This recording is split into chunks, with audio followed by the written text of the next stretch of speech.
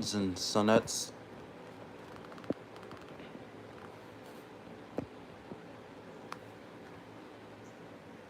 For you hermits. So it's pretty simple. You don't have to wait. You can start making money with 0 views and 0 subscribers if you have something to sell.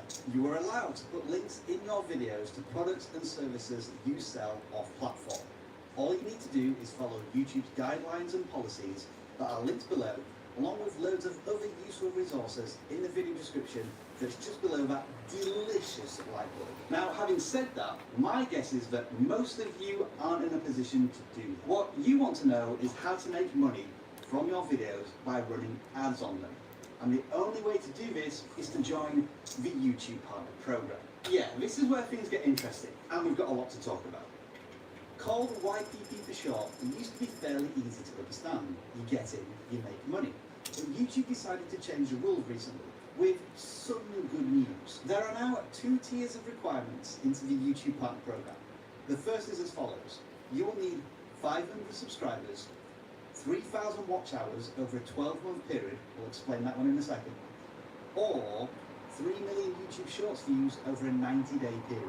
My name's Rob, by the way. Hello, welcome to vidIQ. I do realise these are slightly unusual glasses, and I've got more of them as well. Now, meeting these requirements will enable you to apply and hopefully join the YouTube Partner Program. But it only gives you access to some monetization features known as fan funding. These are super chats, super fans, and channel memberships. Essentially, this is money earned directly from your audience. But to be clear, this level of monetization does not include ad revenue from your videos. To start doing that, you'll need to reach the second tier of requirements. To start running ads on your videos, you will need 1,000 subscribers, 4,000 watch time hours over a 12-month period, or 10 million YouTube Shorts views over a 90-day period. Now, once you've reached Are you supposed to do that? It doesn't matter if you did it through watch hours or Shorts views. Both types of content will be eligible for ad revenue. So these are the headline statements for monetization requirements into the YouTube Partner Program. But, as you might imagine, there's quite a bit small. And let's be honest, it's best to know what these are now, rather than get caught out further down the line when you think you've reached monetization requirements when you actually haven't. The subscriber number is pretty straightforward. Every subscriber counts, and there is no time limit. Get 500, get 1,000, job done. For watch hours, it's a little more complicated. Only watch hours from long-form videos and live streams count. Watch hours from YouTube Shorts don't. And these watch hours must be from videos and live streams that are public. If you enlist them, private them, or delete them, the watch hours do not. There's also a time frame when it comes to watch hours. Only watch hours gained in the last 12 months count towards the requirements. Now, what that doesn't mean is that if you fail to get the watch hours needed within 12 months of starting your channel, the number resets to 0 and you begin... Well, that's what the fuck it feels like. What it actually means is this. Whatever today's date is, roll back 12 months, any watch time gained in that period counts. And whether it's tomorrow, next week, or next month, this logic still applies. But if you're aiming for the YouTube Shorts requirement, then this logic applies. And remember, you don't need both. It's either watch hours or Shorts views. If all this sounds a little confusing, don't worry. Simply head on over to the Earn section on the YouTube Studio, and this section will display your current progress to all of those requirements. You may have also noticed another requirement here, at least 3 video uploads in the last 90 days. But that's easy enough to do, right? And to make this even more simple, YouTube will tell you when you're eligible to apply for YPP. And the good news is, all of this information is duplicated on the YouTube Studio app if you haven't got a computer. Now for all of the bits and pieces you might not be aware of. If you go to Settings in the YouTube Studio, then Channel, followed by the Feature Eligibility tab, you will see something called Advanced Features. You'll need to enable this before you can monetize, and that's after you've verified your account, which requires a phone number. This is all of the other small print you'll need to know. Your channel must be free from community strikes. In other words, following YouTube rules and you'll be fine. 2-step verification needs to be turned on for your Google account linked to the YouTube channel. Again, you probably need your phone for that. And you'll need to have an AdSense account. If you haven't got one, during the application phase of the YPP process, you'll be asked to set one up. So as you can see, there are a lot of rules and requirements to follow to ensure the integrity of the YouTube Partner Program is protected against bad actors. Think of it like this. You are entering into a business relationship with YouTube, and trust needs to be earned on both sides. Having said all of this, once you do meet the requirements for YPP, what happens next? Oh yeah, we're down to business. Meeting the requirements for the YouTube Partner Program does not automatically gain entry into it. You need to apply, complete some steps, and then have YouTube review your channel. All of this takes time, up to a month, YouTube says, but typically less than a week. The first step is to agree to the YouTube Partner Program Terms of Service. It's simple enough to do that, and I highly recommend you actually read it. And if you're under 18, you'll need to get permission from a parent or guardian. Next up, you'll need to link an AdSense account to your YouTube channel, creating a new AdSense account or connecting an existing one. AdSense is the mechanism by which you get paid by YouTube, and we'll cover this more later on. And finally, the step you can't really do anything about: the review process. This is where YouTube should catch any bad apples trying to sneak into the YouTube Partner Program, because the channel will undergo human review. So this is a point at which I will highly recommend you read the community guidelines and the advertiser-friendly guidelines to ensure that your channel is actually eligible for monetization. They are robust, they are comprehensive. YouTube is serious about this stuff because dollars are at stake. But if everything goes as planned, it shouldn't be too long before you get an email similar to this, welcoming you into the YouTube Partner Program. However, channels can be rejected for many different reasons. YouTube will notify you of this decision and at best give you a vague reason why. What I mean by this is that YouTube won't specifically tell you which videos are causing problems on your channel. So you'll have to go in there and figure it out yourself. Frustrating, I know, but it is YouTube's house, therefore YouTube's rules. Now, you can, if you want, appeal the rejection within 21 days of receiving it, or wait 30 days to reapply for the YouTube Partner Program. But the second time you apply, make sure everything is in order on your channel. Because if you are rejected a second time, you'll have to wait 90 days, 3 months, before you can reapply again. I think this is YouTube's way of basically saying, you're wasting our time, we've got other applications to get through, get to the back of the line. 2 very common reasons why channels are rejected from the YouTube Partner Program are for reused and repetitious content. So again, I highly encourage you to research what these are before your channel gets rejected for these reasons. Once you're in the YouTube Partner Program, you'll notice some awesome changes. This isn't one of them, but it's still awesome. The Earn page in the YouTube Studio now has a ton of new tabs and options and information. The first thing you want to check is the Supers tab to make sure all of these toggles are switched on so that people can send you money through super thanks on videos and super chats and super stickies during live streams. It's at this point I need to introduce you to something that you're going to have to get used to. YouTube's cut. For every dollar directly earned from YouTube, they are going to take a portion of it to keep the lights on, the servers running, and to serve free meals in the Google canteen. So when it comes to supers, let's say somebody gives you $1, you will keep 17 cents of it and YouTube keeps 30 cents of it. Essentially a 70-30 split. But as you're about to find out, that cut changes depending on how the money was earned. Channel membership is another thing you can start playing around with in the first monetization tier. But I know by now you'll all be very keen to take a look at ad revenue. Once you meet the requirements for ad revenue monetization, whenever you upload a long form video, you'll see this screen to turn on ad revenue, and then this screen to self-serve video, so that it aligns with YouTube's advertiser guidelines. In recent years, YouTube has simplified the way ads are run on your videos, to the point where the only thing you control now is whether you want to monetize the video at all, and where to manually put mid-roll ads rather than letting YouTube do it automatically. And yeah, shoving tons of mid-roll ads into a video doesn't mean that YouTube will automatically show them all. But the good news is that once you are in the YouTube Partner Program, every video you have already published on the channel is eligible for monetization, even if it is 10 years old. As for YouTube's cuts, it's a little more aggressive this time.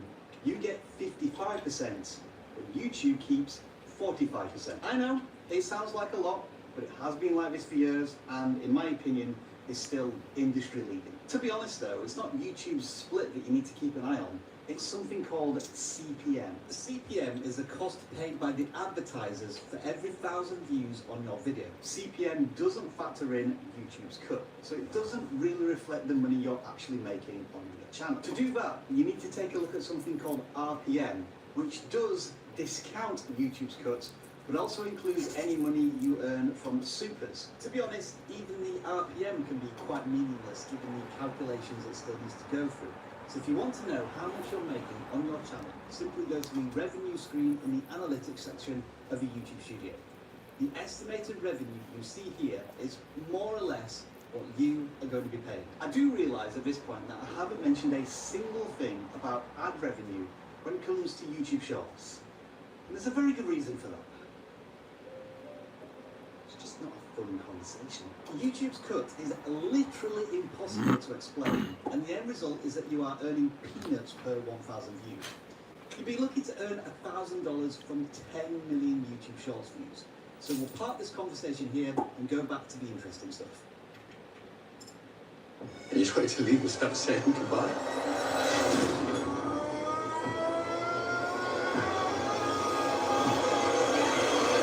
What's the matter? Cat caught your tongue? Speak no evil. Rated R. The perfect morning calls for the perfect, ridiculously craveable pairing.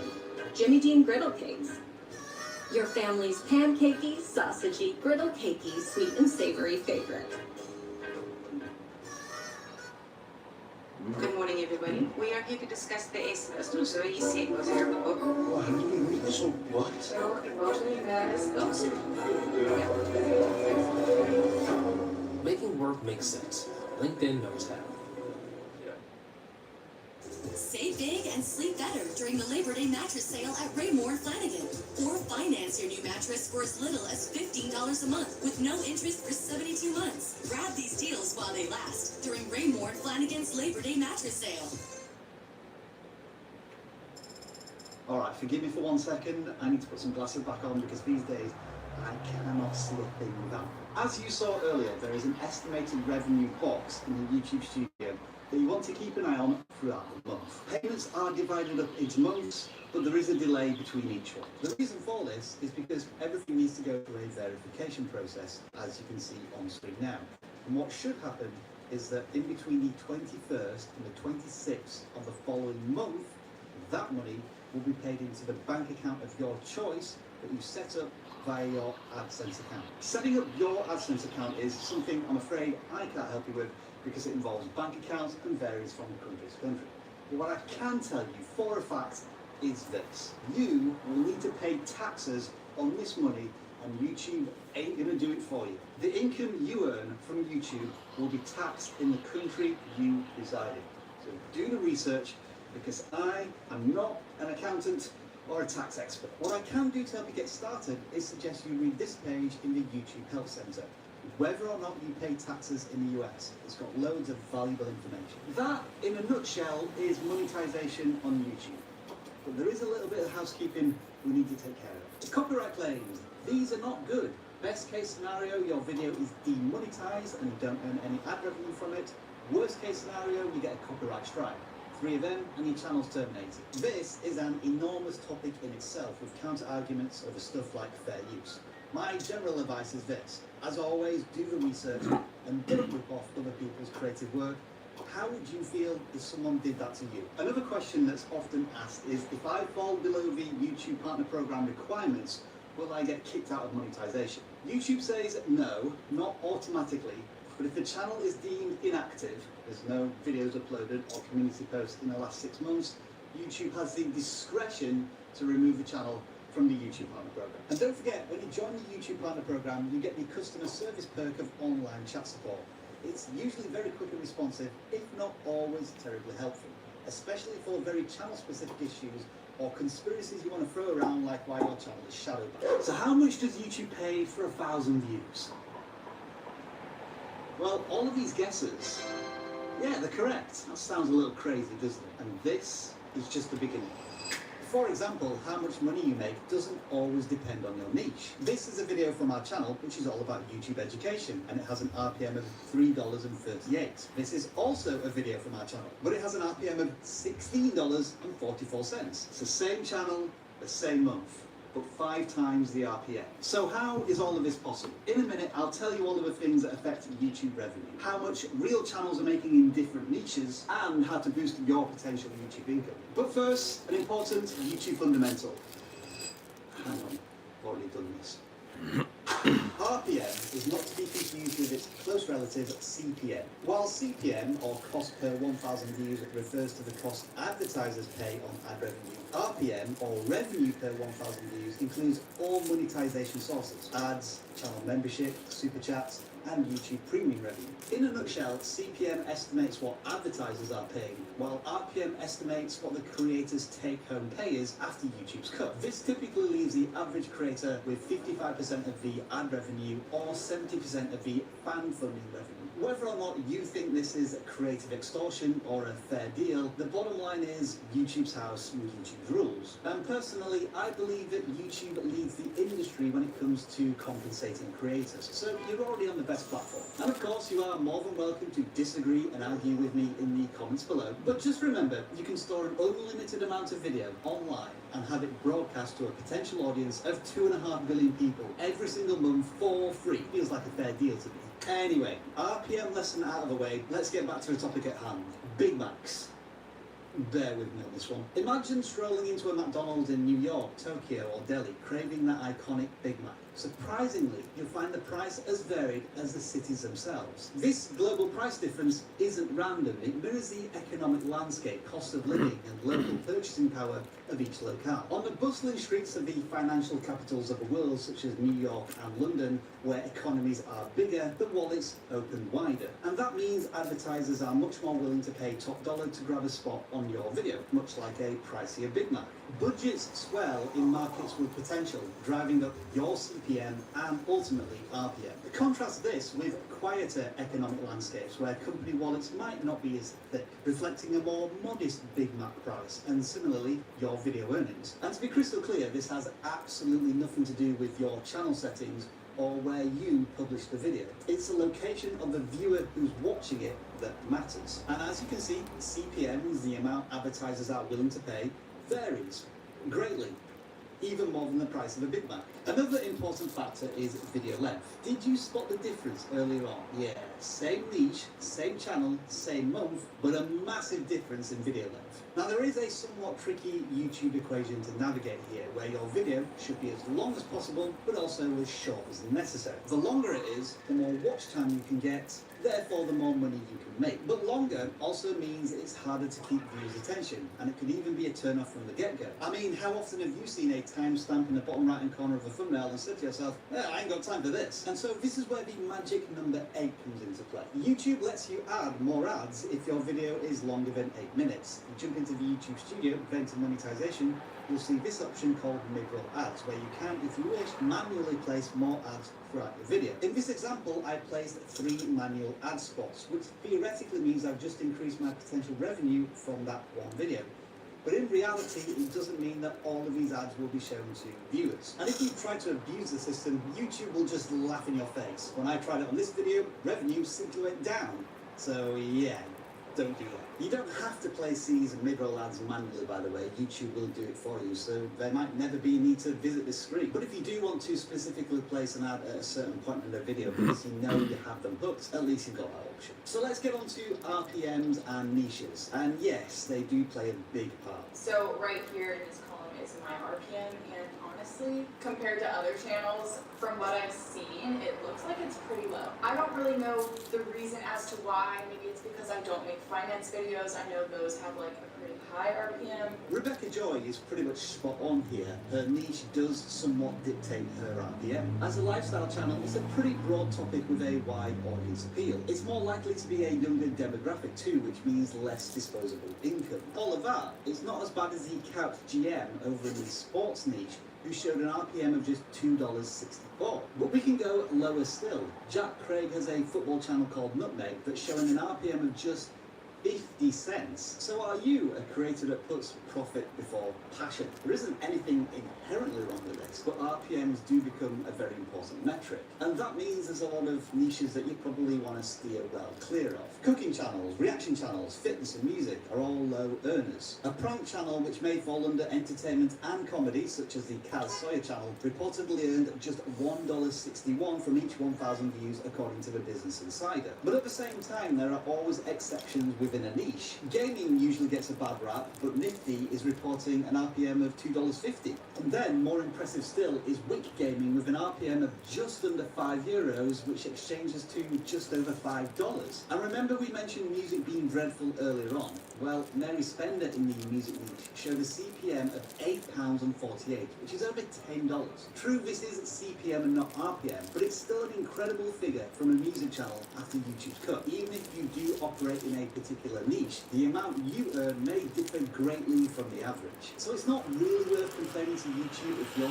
figure is different to somebody else's. It's to be expected. Anyway, back to some examples. What about the niche that's exploding on YouTube right now? Faceless channels. The Zinni Studio, which is a channel that shows viewers how to make their own faceless channels, shared an RPM of just over $6. But what about the other end of the RPM spectrum? How much do high earners rake in every 1,000 views? Joshua Mayo, one of those fabled finance channels, has an average RPM of over $20 that even peaks up to $40 on certain days. This digital marketing channel reported an RPM of over $11. When you see this as 2 million views over a year for $22,000, you start to see why certain creators make the decision to go into certain niches. Making money and digital marketing seem to be the most lucrative of niches, but what's this I see? Educational videos with an average CPM of $9.89. But is this true? Well, luckily on this occasion we have a lot of data to pour through, because we can take a look at our channel. It looks like we do well above average for the niche, with a CPM of over $15,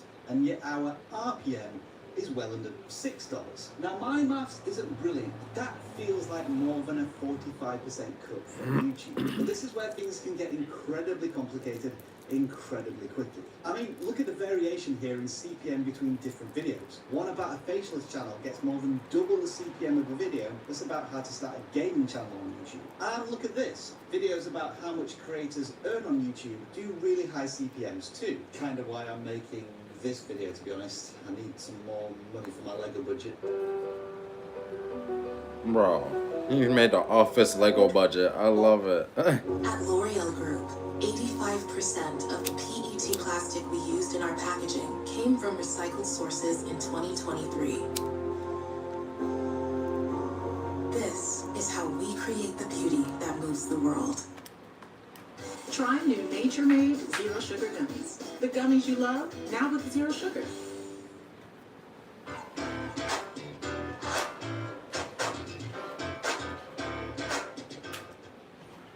Rental search taking up your mental real estate? Would you want to grab dinner sometime? I'd love to live in a building that accepts my dog.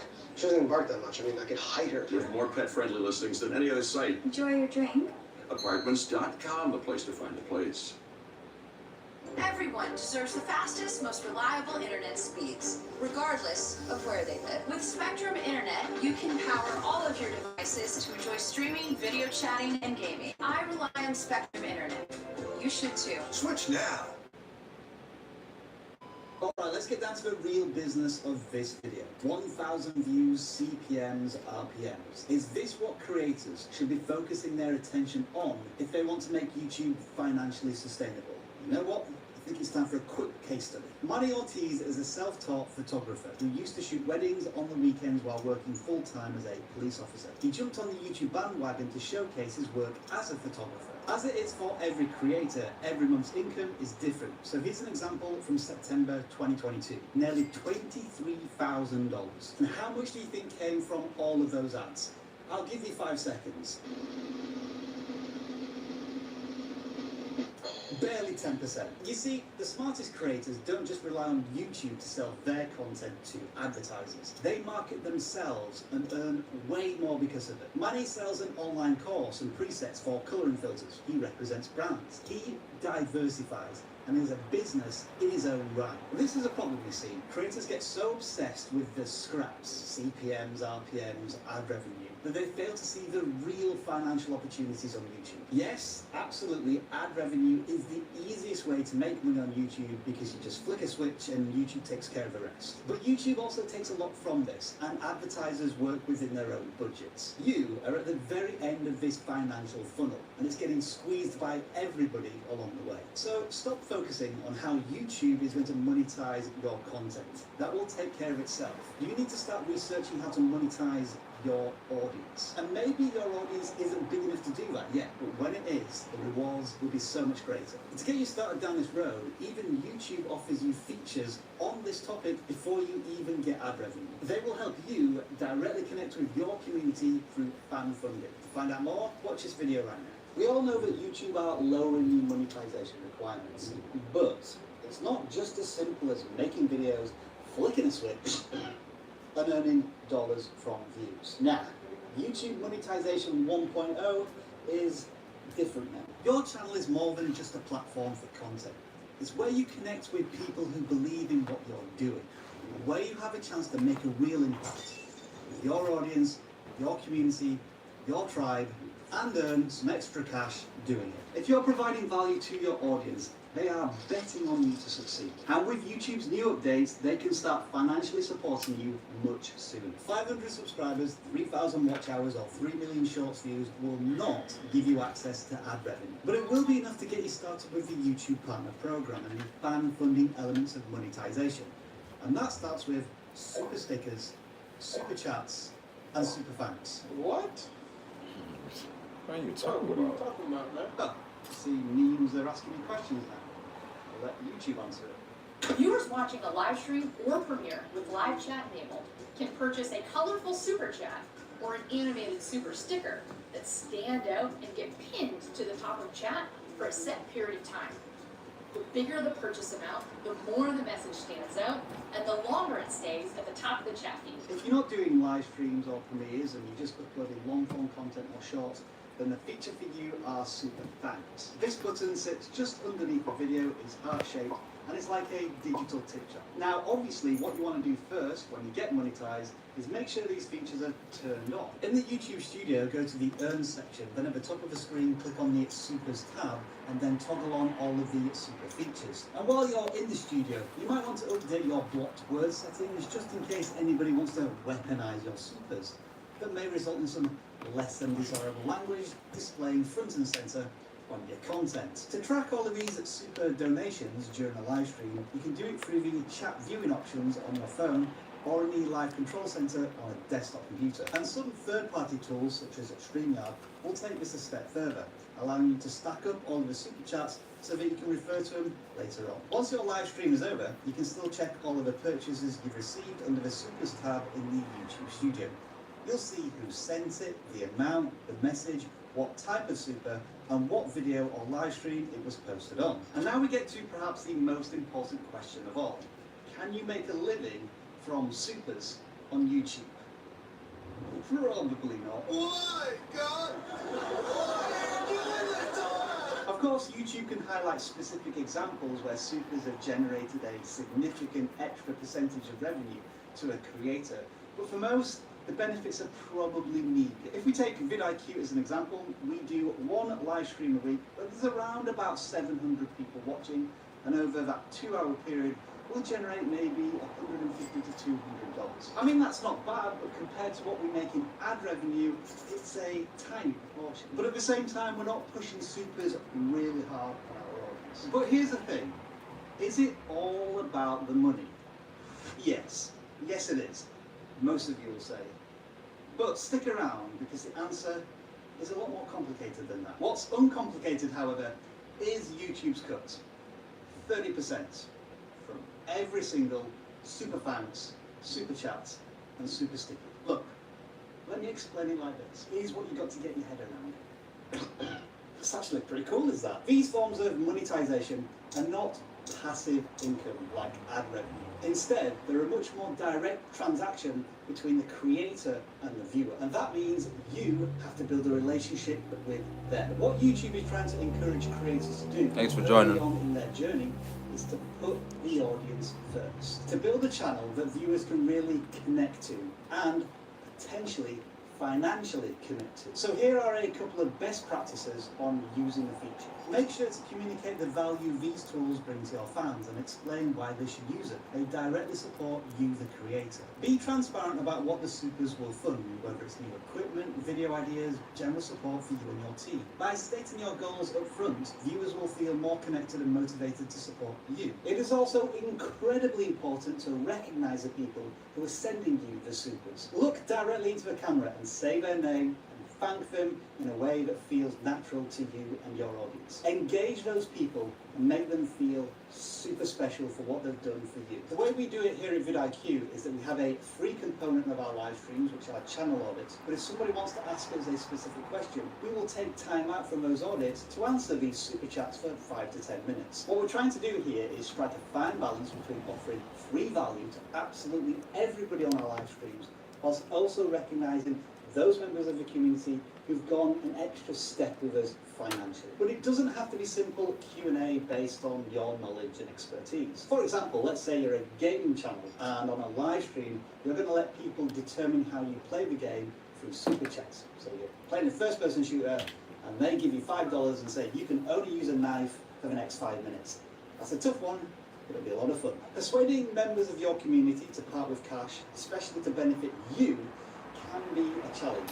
And some of you may not be ready to monetize your audience. And if you decide not to use these supers, then that's absolutely cool. No problem there. Just try to remember what these tools are encouraging you to do as a creator. To create closer, deeper, more personal relationships with the viewer. If you have your own YouTube channel, let me know if this sounds familiar. I have no experience in video editing, video making, video anything. Meet Jen, a 58-year-old creator who started making YouTube videos in the last year, just like many of you who's just done this. I really did monetize my channel in 10 weeks. Not only that, but in her first month as a monetized channel, she earned $2,800. Honestly, I went into this thinking that if I could make $200 a month, that I would be super happy. Which kind of makes you wonder, how did this seemingly very ordinary YouTube creator succeed where so many have failed? To monetize their channel so fast with so little YouTube experience and make so much money from it? Well, today I'm going to reveal to you Jen's exact strategy. A lot of it through her own words in 7 simple steps. So number 1, commitment. I was going to make one video about my analytics every week, and I was also going to make my silver and solo video midweek. So 2 videos every week until I was monetized. Enthusiasm and passion will likely carry you through the first couple of months, the first 10, 20 videos of your YouTube journey. But monetization does typically take longer than Jen's 10 weeks. And there will come a point where you simply don't feel like making a video this week. So let's agree to a creative contract right here, right now, to commit to consistency in all of its forms. Our general recommendation, if you are a complete novice to content creation, is typically 1 or 2 videos per week when you first start your channel. And this isn't because the YouTube algorithm demands it. There are 3 important reasons why we recommend this. This first one is so obvious it might sound a little stupid, but the more videos you make, the higher potential you have to get more views. You have more shots at the target, and when you hit the target, your viewers have more videos on your channel to watch. Secondly, you will learn a lot about making videos very quickly if you've never done it before. I have been saying this since I started educating here at vidIQ, and my mantra hasn't changed. Nothing beats experience. In fact, if you stop watching this video right now to make your own YouTube video, nothing would make me happy. And the final really important reason is that by making videos, you'll find out very quickly what your audience like and doesn't like. And this will help guide you down the right path of what videos to make for your audience and how they should be made. Just been told by a faceless vidIQ executive producer to read this out. Ignore what Rob just said. Continue to watch all of this video, plus at least another 5 vidIQ videos before you start making your own video. P.S. Don't read this out. Rob, you are an idiot. This is the last straw. Come to my office immediately after you finish work. The big thing that I had to learn and decide upon to begin is what is your niche? What are you going to focus on? Figure out what you're going to make videos about. And you might be thinking, well, how do I know what niche to pick when you haven't posted any videos? Well, first and obviously again, there are two fundamentals. You want to pick a niche that you already have a lot of knowledge in and a keen interest to learn more going forward. And naturally, you want to be extremely passionate about this topic because you could be talking about it for years. But there are two more critical steps I recommend before you jump into the niche. First, you want to identify the possible audience size of that niche and look at how much competition there is in that niche. But there is, of course, the never-ending YouTube problem with all of this. Finding high-demand, low-competition niches is like finding treasure. And that's why we recommend using vidIQ's keyword research tool to make this process a little bit easier. As you can see, you can search specific topics and niches you're interested in and assess how much competition there is. For example, let's say you wanted to start a channel around building a log cabin. As you can see, the topic doesn't have much demand and it has a lot of competition. But if you click on the related keywords, you can see that there are other keywords like homestay that have a much higher demand and lower competition. There is a link in the description to download this awesome tool. Check it out now. Number 3, you have to watch YouTube videos in order to learn. You've got to watch other content creators. You've got to watch the so-called YouTube experts pretty religiously in order to learn more, not only about video making, but about how YouTube works. So here's another one of these contracts, commitment to consistency. And this one revolves around research, watching, observing, absorbing content rather than just making your own content all of the time. So set aside time every single week to simply watch what other people are doing on YouTube. One of the best ways to do this is to study the top 5 channels within your own niche. Start simple, go to their channel, watch their most recent video, and then sort by the top performing videos and watch them as well. Study the topics, the thumbnails, the video structure, what is working for them and how can you apply some elements of that into your own content. And what better place to learn all about YouTube than here at vidIQ, where we will teach you about the algorithm. Really? You want me to do this? Make sure to subscribe and click the notification bell. One video that helped me, someone interviewing Mr. Beast, one of his pieces of advice for new YouTubers, he said, your first, I think 10 or 20 videos are going to suck. I fully agree with that. Don't worry about it. Don't let that stop you from starting a YouTube channel and trying to get it monetized, that you're too embarrassed. What we need here are some realistic expectations about your YouTube journey. In the beginning, the videos you publish are unlikely to get more than 1,000 views. Probably a lot less, in fact. Now, it's not impossible. You will see creators on YouTube who achieve this, but don't feel bad if your videos aren't getting any views to begin with. This is completely normal, almost expected, and it doesn't mean that you suck as a creator and that you should give up before you even really begun. What we need to do is adopt a constructive mentality. If your next video flops, there are 2 ways you can approach this. You can just throw up your hands and say, this is too hard, I hate YouTube. Or you can ask yourself this question: what's the one thing I could improve in my next video? Now for Jen, it might be something as simple as putting more consideration into how she frames her videos, because this space at the top of the frame just looks weird. So crop in a bit more, or pan the camera down to show more shoulder and upper chest. And even after all these years, I am trying to improve as a creator with every video by not reading from a script, so it feels more authentic and genuine. And I think this is working out really good.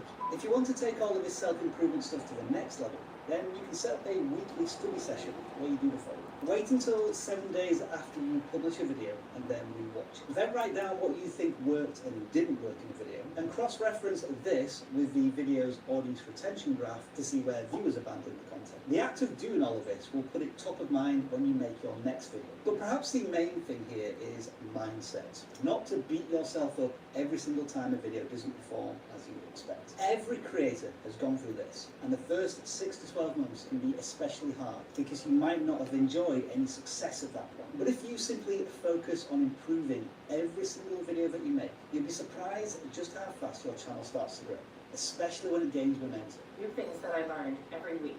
You have to learn, you have to learn, you have to learn. I didn't know anything about video editing software, and it was really intimidating to look at it.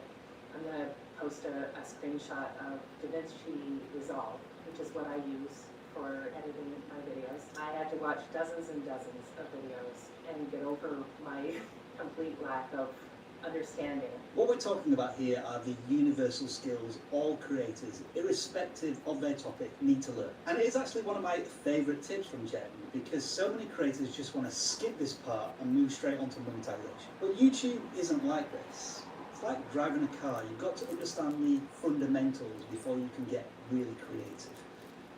Although I've just told people to get really creative when they're driving about in their cars. Yeah, don't do that. So we're talking about simple video skills, simple audio skills, video editing, thumbnail design, script writing, and so on. This is why it's a great idea to make 1 or 2 videos per week when you start out, because you're building up a YouTube muscle memory. It forces you to practice these skills over and over again every single week. And the faster you master this, the quicker you can become more creative. Just not behind the steering wheel. I don't have expensive equipment. I shot all of my videos, and I continue to shoot all of my videos on my phone. I have a cheap tripod, I have a pretty cheap gimbal, and a little microphone that I use, but other than that, I don't have an expensive camera. I don't employ anyone. I don't have special lighting. I shoot in my house and out walking the dog. The key takeaway here is that to begin with, investment in yourself as a creator, the knowledge and skills you gain are far more important than investing in equipment. It is easy to think, especially when you're watching other videos, that an awesome setup and high video and audio quality are the keys to the performance of a video and its success. But most of it, at least now, is a distraction. It's window dressing. Jen is proof that you don't need fancy equipment to start a successful YouTube channel. Any camera on a smartphone will be more than adequate to get you started these days, along with a tripod and a dedicated microphone. All of this can come in time, but let's figure out if you enjoy making videos first. Focus on staying consistent with your posting schedule and improving facets of your content creation every time you make a video. Those are definitely the best levers that you can pull to have the biggest impact on your audience. And with all of what's been said, let's now get to Jen's biggest monetization breakthrough step. The one that propelled her from 350 subscribers to 2,000 subscribers with one video. If something is working, double down on it. Pretty simple, right? But it is damn effective. The reason this works so well is that once you've had your viral moment on your channel, it is a clear indication that the topic you covered in the style that you covered it in resonated with your audience. Now, this viral moment doesn't need to be 1 million views. It's something that outperforms your channel by a significant amount. It could be 1,000 views in the first 24 hours when typically your videos get 100 views. Your next video after your viral moment shouldn't be random. It should be a similar video on the same topic. And this is exactly what happened to Jen's channel. At the beginning, with passion and enthusiasm, Jen's channel gained a little bit of momentum, but it all stopped dead in week 7, where she got just a single subscriber. And this is where a positive creator mindset can really kick in. Where you just get back up, dust yourself off, and go again. So Jen went back to the creative drawing board and came up with a new video style. And this video performed much better than average, getting her 29 subscribers in week 8. We might call that her mini viral moment. Because in week 9 and 10, something incredible happened when Jen doubled down on that mini viral moment. The next video that Jen made in her new style was her mega viral moment with 190,000 views. In week 10, I had gained 1,700 subscribers and 3,100 watch time hours just from that one video. How much do you get paid for YouTube Shorts? It's had 1.2 million views so far, and now the big reveal. How much YouTube paid me for shorts with 10 million views? AdSense made me $, which is better than what Instagram paid me for the same video. After 53 million views, over 200K subscribers, we have a very sad RPM of... In this video, we're going to look at how much you can earn from 1 million, 10 million, even 50 million Shorts views, and how the top creators supplement this income to prove that it's actually possible to go full-time creating only short-form content. And do stick around until the end, because things for YouTube Shorts might be changing. For once, it's in a good way. Long-form videos, all the ads seen are associated with a single video the viewer is watching. With Shorts, you only see ads after you flick through several videos. So who gets paid and how? Let's say there are 100 million Shorts viewed from monetized creators in country A, and 1 million of those views came from you. That basically allocates you 1% of the revenue earned from those 100 million Shorts views. Kind of. Because, as you may have noticed with YouTube Shorts, creators can use licensed music, and so the music labels are going to take a bit of a cut, along with YouTube's cut. All of this then leaves a creator pool of money that is shared out among some monetized channels. Look, simply put, none of this is simple. Even YouTube's hypothetical example is lengthy, so maybe this visual is more useful. Because, you see, what this image does is help you understand where you fit into everything. Yeah, it's kind of at the bottom. In actual fact, it almost looks like an inverted pyramid scheme. Before I accidentally start inverted pyramid scheme. Basically every stakeholder is picking up the revenue before it arrives in your AdSense account. And when you combine that with essentially needing to go viral to reach eligibility for monetization, things aren't looking too promising, are they? But the only way we're going to find this out for sure is if we investigate the personal experiences of creators and what they're getting from their YouTube Shorts revenue. So here's exactly how much YouTube paid me for a YouTube short with 1 million views. So it's this video over here, and it's had 1.2 million views so far, and it's just taken off, and it's been doing really well, still getting a lot of views. And now the big reveal. $31.7. Nice. And when you turn those $30 from 1 million views into RPM, that's 3 cents every 1,000 views. To give you a bit of context and comparison, the RPM on our long-form videos is almost 200 times this amount. And of course, while there will be variation between RPMs or CPMs as shown here, the amount you make every 1,000 views from your long-form videos, no matter the topic, will always beat those of short form videos. I want to show you that is just how much more money No, that's not. He got paid for his views and subscribers. Shorts, bro. It's still monetized. That's not monetized. It's still monetized. Monetized is when you get paid for what you upload. Am I wrong? Yes, you are. So then how you get monetized? You just get paid weekly? There's 2 different types of monetizations with YouTube. There's the shorts. That's what they're talking about. YouTube Shorts ain't worth shit. That's what they're saying. The other monetization is when you actually upload a video that's longer than fucking That's exactly what the fuck I said. Getting paid for what you upload, whether they're shorts or not. That's called being monetized. No, you get paid differently for shorts as you do for long videos, short. But being monetized means you are paid for the content you upload. Am I wrong? Yeah, no, you're right about that. So that's what I said the first time. That's what monetized is. So you can't, monetized is monetized. You're getting paid for the content you upload. And if that content is good, you get paid for it. That's monetized. That's what I'm saying. You don't want to be monetized. You want to be sponsored, is what I was going to get at. Because now you're getting paid for the videos you upload, but also the people you talk about are sending you products that you can sell, sending you more money because you're basically generating them directly more business. Your videos aren't just general. They're saying, hey, buy from these people.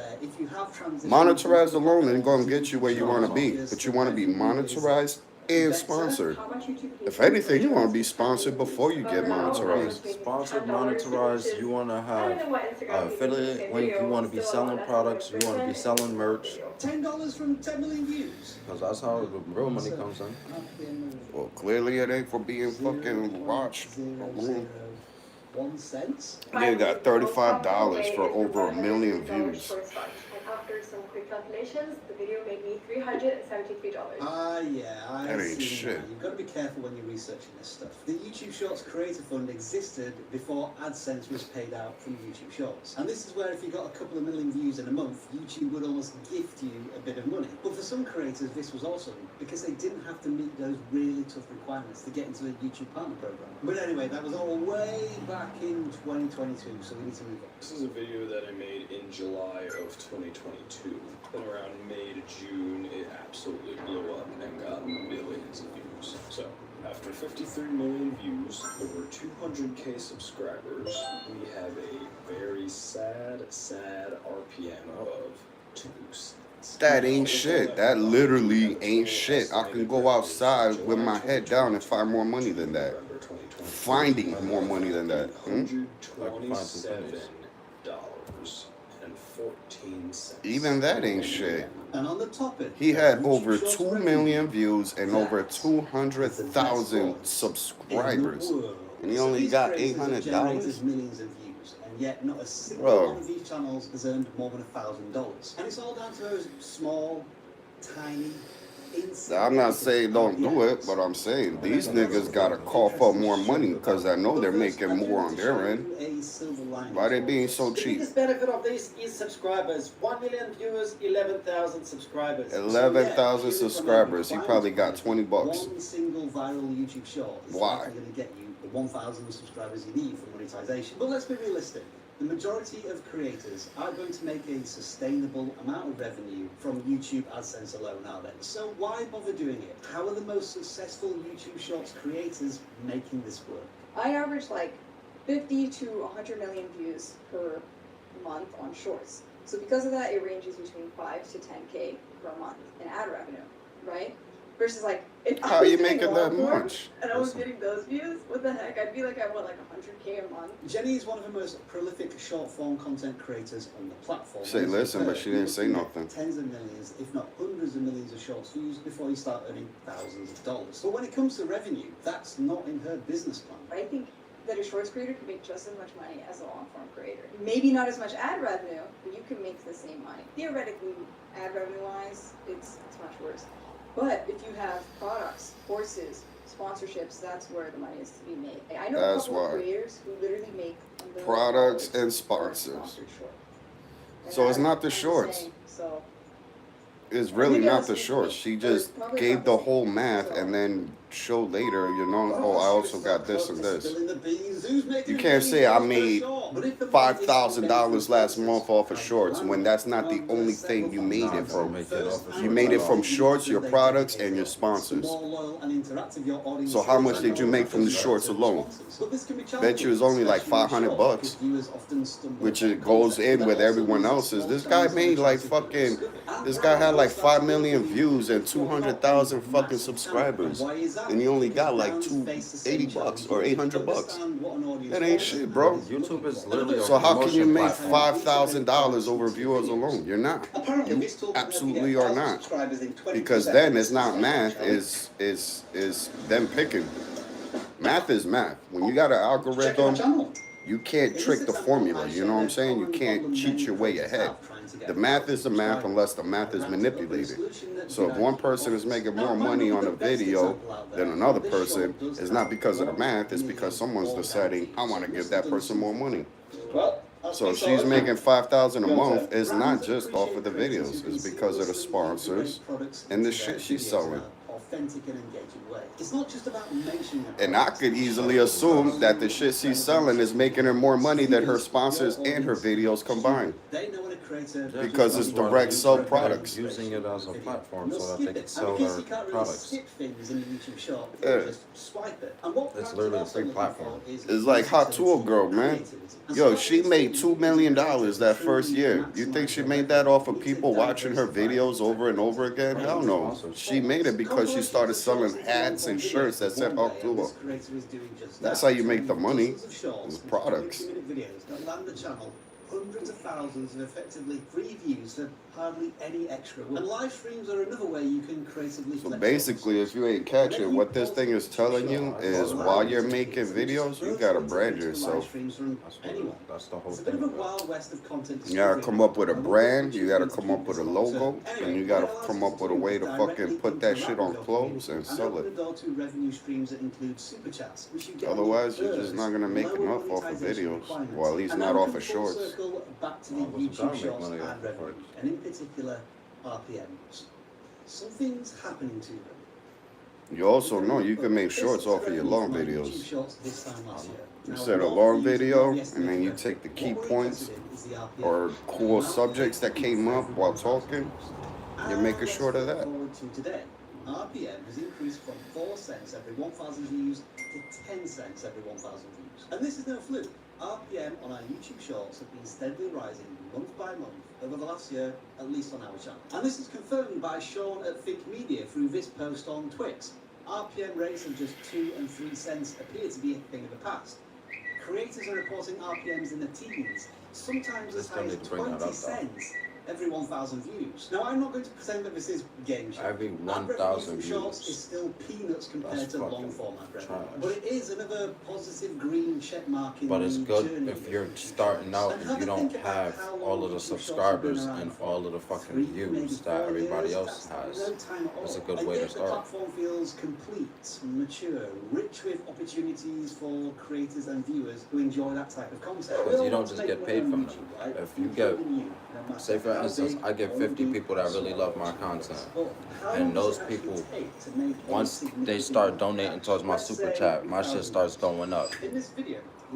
That money that you get from the people that are really intrigued by you goes straight to you.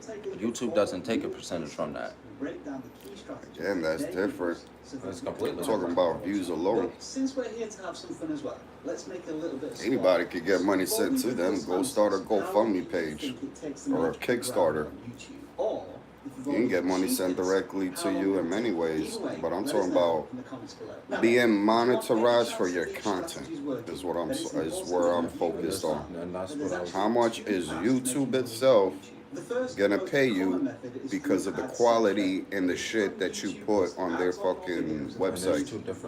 There's two different ways that they pay. They pay for short content and then they pay for long. I know, obviously. Once you're in the YouTube partner program, you literally flick a switch and YouTube takes care of the rest. Because you don't have to do anything once a video is published on YouTube, it's what's often referred to as passive income. You can post a video today and still get paid years into the future. A good example of That's this is my semi-passive. You still have to create the content. in the last 6 years, but everything I made before that is still contributing to this day. Since I effectively mothballed the channel 6 years ago, It's it has semi-passive. generated over $30,000 in passive income. And still Passive would be like me giving fucking money to a stock, and then for the next 10 years I keep getting dividends. I gave money one time, minimum effort, and from then on I keep making money. He doesn't give it. To make a video, I mean, unless it's just doing that or just recording whatever, to make content, most people have to edit, write a skit, stay on subject, maybe even get other people involved. Mainly the big part, edit. You know what I'm saying? While editing, they're adding in spaces for advertisers. They're sectioning the video so that they know this part is on this subject, that part. There's a lot of work that goes into one video. And the more work you put, the better the results you'll get. So it's technically not passive. And do you really expect to make money off of that one video? No. You're going to put in a lot of work, make sure that one video is great, and then when you're done uploading it, you're going to get right back on to work to the next video. And then maybe at some point, once you start realizing, shit, I'm bringing in a lot of money now, then you might ease up on the videos and not do them every day. Trying to make 2 videos a day. Yeah, but it's not passive. That's a job. And this is for the creators It's an of investment, but it's not passive income. services It becomes or promote passive other after. companies' It can products or become, services. but This it's could be not things like creating in the beginning. calls, That's why I say coaching, consulting, semi-passive. or selling products through affiliate marketing. Semi-passive because you have to do a lot of work to set it up. You don't have to do damn near as much work as like, you know, buying a stock. If I wanted to get dividends, I just gotta look up which stocks pay out dividends, which one it pays out the most or wherever makes me happiest, and then just give them my money. I can get it done in a day, and I'll be receiving dividends from that day on forward. But you also still have to work for that money in order to build it. Either way, work. Maybe, or maybe someone dies in my family and leaves me a lot of money, and I say, you know what? Let me take 10,000 of this money that just came right to me without having any effort and put it into this stock, and now I'm getting passive income. There's a difference. Yeah, there is a difference. I'm just saying, some you have to set up. That's why I said semi-passive. It's passive later on, but you got to do a lot of work in the beginning. Oh yeah, it's like a GTA heist. It'd be like saying owning a business is passive income. It's not when you're in the business running it and showing up to work every day, but when you hire a general manager and you become president and you're no longer showing up every day and you trust him enough to run it for you, then it's passive. Because you just get your fucking profit at the end of every month or whatever. But in the beginning, it's not passive at all. You have to work hard to make it successful. And after that, the money started coming faster and faster. By December of 2017, so just 4 months after I like to be very realistic and literal with dialogue and speech because I feel like most of my life that's how I've been misled, especially when it deals with what I call absolution. And where I always emphasize nature doesn't deal in absolution. Whenever someone says this is the best in the world, I'm gonna be like, did you really travel the whole fucking world and ask every single human in the world and did this fucking survey? Then it's not the best in the world. You can't call it the World Series if we don't play baseball teams around the world. We only play baseball teams in America. It's not the fucking World Series, it's the National Series. You gotta be very literal, otherwise fucking simple speech can mislead you to a path where you're looking around like, how the fuck did I even get here? Oh, people told me shit and I just thought that they meant what they said, but they didn't even know what the fuck they were saying. They weren't specific enough. We have free tools. Like here, they keep saying, you know, oh, you're making money off of views. No, you're just not. I just read between your lines. You're making money off of fucking product and sponsors as well. Yeah. And unless you add that into the equation every time, you're going to make people think that they're generating this much or that much based on views alone. And it's not views alone. So we gotta have discernment. But it was 10 years ago. I like to be very, very fucking specific. Otherwise, I feel like you're just playing me and leaving shit out. And I'm just not going to get to where you're trying to describe. I have no media experience. I'm not a writer. I've never had another YouTube channel, and I barely use any other social media. I don't come from a sales or marketing background. I've also never been in front of a camera before, and I don't do public speaking. My point is Ain't never been in front of a camera. Not a single home video. Familiar to you, right? Because you've been through that same journey. I guess what I can say is that since William started his channel and published this video about his experiences, he's learned a lot about YouTube and the skills to become a proficient creator very quickly. In the beginning, the growth of his channel was slow, and after 3 months of posting, he'd grown by only 57 subscribers. But at the end of month 3, something amazing happened. He posted this video here, and it went completely viral. This video helped his channel get monetized, and he ended up making his first $1,000 in about 5 months, which proves that even if you have no previous experience, it doesn't have to take years, and you're always just one video away from everything changing.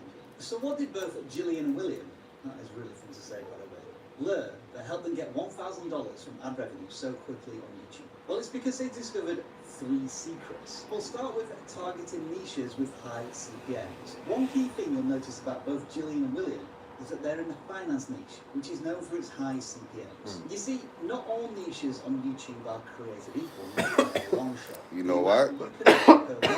Finances. Everybody's trying to learn about finances around the holiday seasons and around the Christmas season.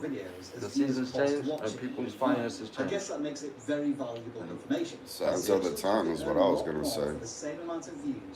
The more and more fucking shit gets expensive, whether it's food, gas, and just rent, everything that's been getting more expensive. People want to learn finances. Every 4 years, the seasons, like, it changes every month, like every 4 months, but every 4 years, the economy really shifts. And if you notice that, you can see a a new president every 4 years. However, it is important to understand It'll change. The economy changes in quarters. The first quarter will be like the lowest quarter. The second quarter is typically, it starts peaking, and then by the end of the fourth quarter, which is typically around December, that's when it really goes up because everybody starts going shopping. That's how it used to be. And then after that shit, that shit goes back down. That's how it used to be. Since COVID, everything's been different, bro. And that's probably why. It's probably part of the reason. The third and final skill is a very universal one that all creators need to get to grips with, and that is uploading consistently. One common pattern you'll find with channels that make money fast on YouTube is that in the beginning, they stick to a pretty consistent upload schedule. For example, in a recent video on our channel, we shared the story of a 58-year-old woman, Silver and Solo, who monetized her channel in just 10 weeks with no prior YouTube experience. And one of her fundamental commitments to consistency was that she was going to upload 2 videos no matter what, every single week until she was monetized. So if you do want to make $1,000 quickly on YouTube, then we recommend that you upload at least once a week in the beginning. There are other reasons why you should do this too, but we've already spoken about them in previous videos on the channel. But making money through AdSense revenue is only one way to hit $1,000, and in fact is often a much slower way. So to really understand how long it takes, we also need to look at a few more channel examples that use the second monetization method we mentioned earlier, starting with Erica Kuhlberg. Erica is a qualified lawyer who started making videos on personal finance way back in October of 2019. And after 5 months of posting on YouTube, her channel had made exactly $0 from AdSense revenue. But that didn't matter, because Erica used a completely different method to make her first $1,000 before she was even monetized. It's called affiliate marketing, and if you haven't heard of it, it's basically where you promote other companies' products or services, and you earn a commission for each sale made through your unique referral link. And I would be an absolute fool at this point if I didn't mention that vidIQ has its own affiliate program.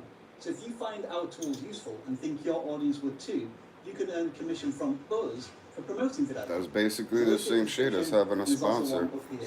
Instead of just getting a bunch of random ads, you get one specific company and you keep shouting them out, and you get a fucking percentage of every time they sell. Is just one way to make money through selling products or services on YouTube. There's actually an even Especially if they click the link right there on your channel, that right there automatically has a code that says this person came to this company through this guy, and then they'll automatically give you your cut. You know what I'm saying? That's not monetized alone. That's what I'm getting at. Like, you're not gonna make that much money off of monetization alone. You have to get sponsors.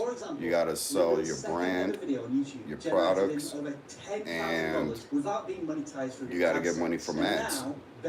That's why shorts don't make as much money, because there's like 3 or 4 shorts before you see an ad. The shorts do, when you first start, the shorts are the key to being able to go live, because you need 50 fucking subscribers. In order to get subscribers, you gotta post something. You can post videos, but then you gotta also post something short.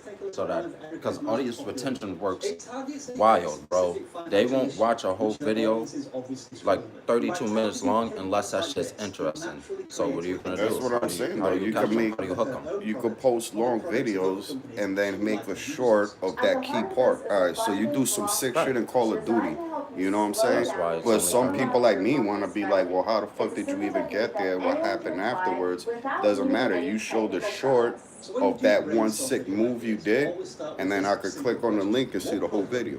You know what I'm saying? But you got that short from uploading the whole long video. You know what I'm saying? Leveraging your own expertise is going to make you sound credible. You know what else I've noticed? What pattern have you seen as far as all these people he's used for examples?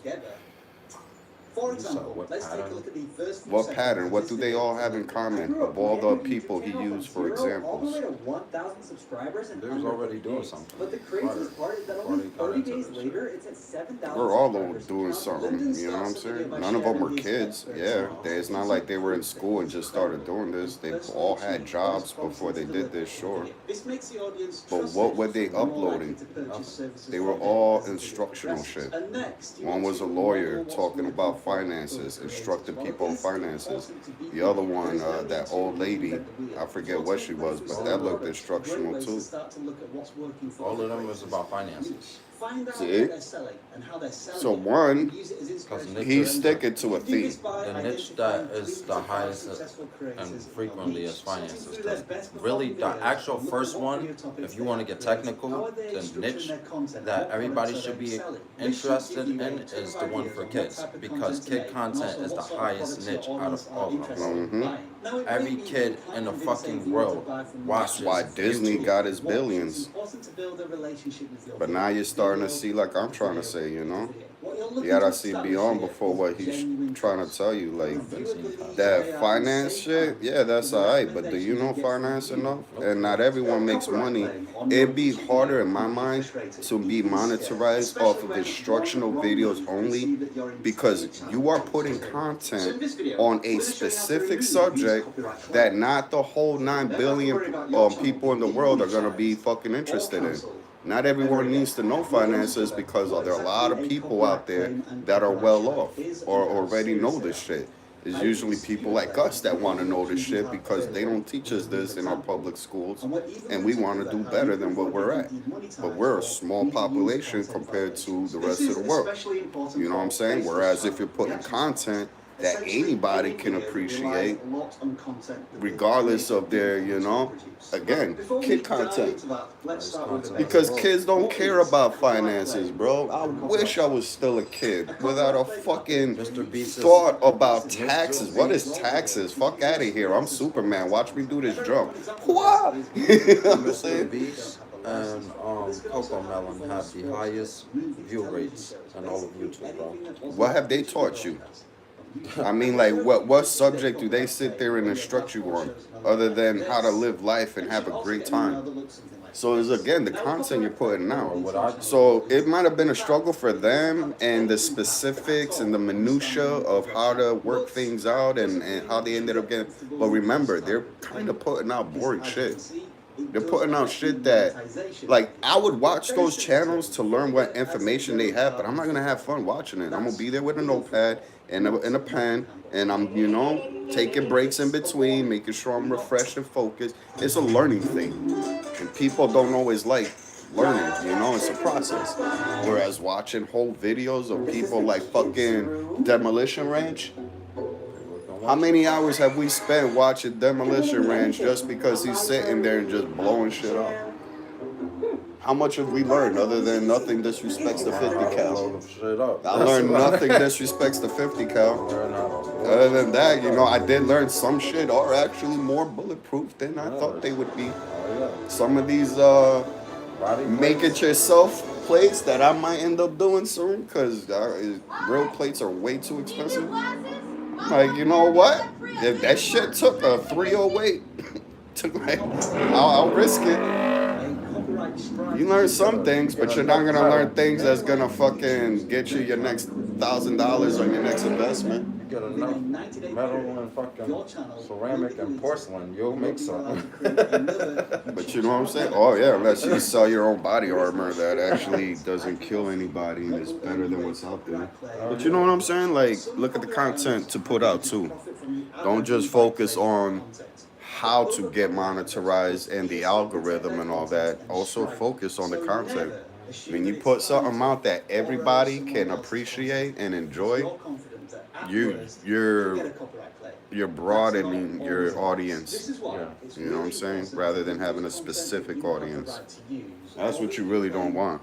Like, I got the gun channel, the weed channel, but those are two specific audience. I also want to make another channel that will broaden my audience, where I'm talking about almost any, like the White Files. I think like that's a broad audience channel. Yeah, he does one style where he sits down, brings up facts, talks about conspiracies and things, but he talks about many subjects. He'll talk about Anunnaki, he'll talk about the modern government and black ops, he'll talk about... Who owns it and where it appears in a video. You'll also see how this copyright claim impacts the channel. As you can see in this case, no harm has come to the channel whatsoever. You'll also see the visibility of the video. Some copyrighted content will be blocked in certain countries, such as the example you see here, along with useful data about how much of your audience will be impacted. And finally, we have the monetization status. Most of the time it will look like this, but sometimes you will see revenue sharing, where the copyright owner has agreed to split the revenue with the creator. Now, this is more common when a musician is performing a cover version of an artist's work. You don't have to do anything special, YouTube will automatically set the video to revenue sharing. Daughter was here. I heard a little kid. You jumped off and went to the back. I thought they were here. I was For filtering content by copyright restriction, which is a bit annoying. You have to know the video has a copyright claim on it, and then search for it by its video title. But you feel me? He's got one style, but he talks about many different things. It's not all just, you know, aliens and gods. He talks about hidden messages in music. We all know about that. And he talks it. And then, you know, he'll say it in a certain way. He'll talk about it the way we want to hear it. The way the conspiracy theories. By the way, I'm doing this because my breath stinks. And I'm not trying to, like, I don't want I does too, probably. I got coffee, bro. So I got butt. Doesn't make much sense. The next option is to replace the copyright music with some copyright free. But you know what I'm saying? He'll say it in the beginning, the way the story goes, to get you like, oh my God, is it real? And then at the end, he'd be like, but is it true? And then he'll start spitting. That's the hook. That's what a lot of people don't know, is how to hook the person into the video and then keep them there and retain them for a long period of time. Because that's why you need a script. Once you get them hooked in, the audience retention can only go but so long before they want to click out. That's why short content, shorts are important, because they show you how to make short content to hook a person and then make them want to come to your channel. But if you can't even get them, that's what I'm saying. Don't focus so much on the short. No, I'll be focusing on focus on the full content, and then when you do your work and you got the final product, you'll see when you're watching it, the short. You'll see, like, at a certain spot, like, oh yeah, right there. There's 15 seconds right here. You know what I'm saying? And then that'll be what hooks people, and now they want to see the whole video. Like a lot of my content, I'll be working on it, and then I'll see a moment, and then I'll be like, all right, this is a short moment. But I have mad videos that I still have to upload. Or what you do to be even more slick, and because I know this in actual business is one of the key things to do if you want something to go. If you want something to flourish, there's a trick. I call it the sense of scarcity. You can do it with videos too. For example, most people wouldn't eat potatoes right now if it wasn't for a certain Tsar in Russia. A Tsar is basically their version of Sultan, or, you know, like a royalty guy, you know what I'm saying? Well, he wanted to sell potatoes. He owned a lot of potato farms and shit, and a lot of people weren't really fond of potatoes because, for one, they come from the dirt. They don't look appealing, and you know, back then there weren't a lot of things you could do with it. It wasn't discovered. French fries weren't discovered. All the cool shit that you get. No, a baked potato was about it, and mashed potatoes was about it. But like, no one's thought about making French fries and all the other cool shit that you could do with potatoes. So anyways, how did he end up selling it and making a worldwide thing? He made it illegal for everyone else to grow potatoes and said that potatoes are now a royal vegetables and should be only fed to royal families. And only he ate potatoes. It even made it criminal for people to own potatoes. And what ended up happening? All of a sudden, you tell the people, oh, you don't want to have it? Well, guess what? Now you can't have it. I'm sorry, I'm not trying to interrupt you. This is what I need real quick before he ends this. Because this is what's been happening to me quite often. You do get to choose a type of fair use category that falls under, but I do highly encourage you to do more homework on what fair use actually is. I need to know using this. it as a simple answer to your copyright problems. We also need to take this off the YouTube copyright bingo card. Putting a copyright disclaimer like this in your description does not in any way protect you from copyright claims or strikes. Just because it's there doesn't mean it's true or accurate. Because to it be keeps honest, happening this to is me, a bro. telltale sign that the creator Every knows. Well, I mean, that's obvious too. To get copyright permission, you need direct permission, one way or another, and that usually involves payment.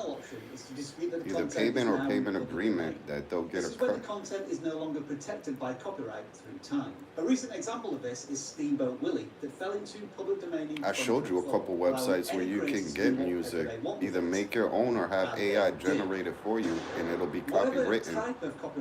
Once you gotta pay for the membership, but that's where the payment comes from, and you won't have to worry about no one fucking suing you. Did you write down those websites? Nah, I gotta. It's alright, I still got them saved. Gotta get those. I be trying to help you, bro, but you don't see it. You take it as a challenge. I'm not challenging you. I'm trying to fucking does make it sound like the copyright show you my point. all of the power because they can just Different perspective. And let's be honest, in the past the copyright system on YouTube has been far from perfect. It's been abused and people have gone to jail trying to play the system. Nevertheless, this is the process YouTube currently has in place and you'll need to work within its boundaries. If a dispute is rejected by the copyright claimant, you do then have the option to escalate to appeal.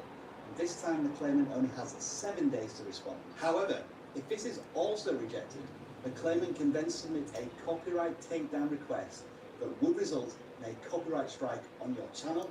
And as we already know, we don't want any of that. The TLDR here is that you should only dispute a claim if you are 100% certain you are right in your appeal and have the evidence. I just take them down every time that shit happens. So much so that you are certain you would win such a case in court. Because you gotta get your Because that's original what it would music. be if it wasn't for this YouTube copyright system. Even after all of this, you can still appeal with a counter notification, which then does become somewhat of a legal matter.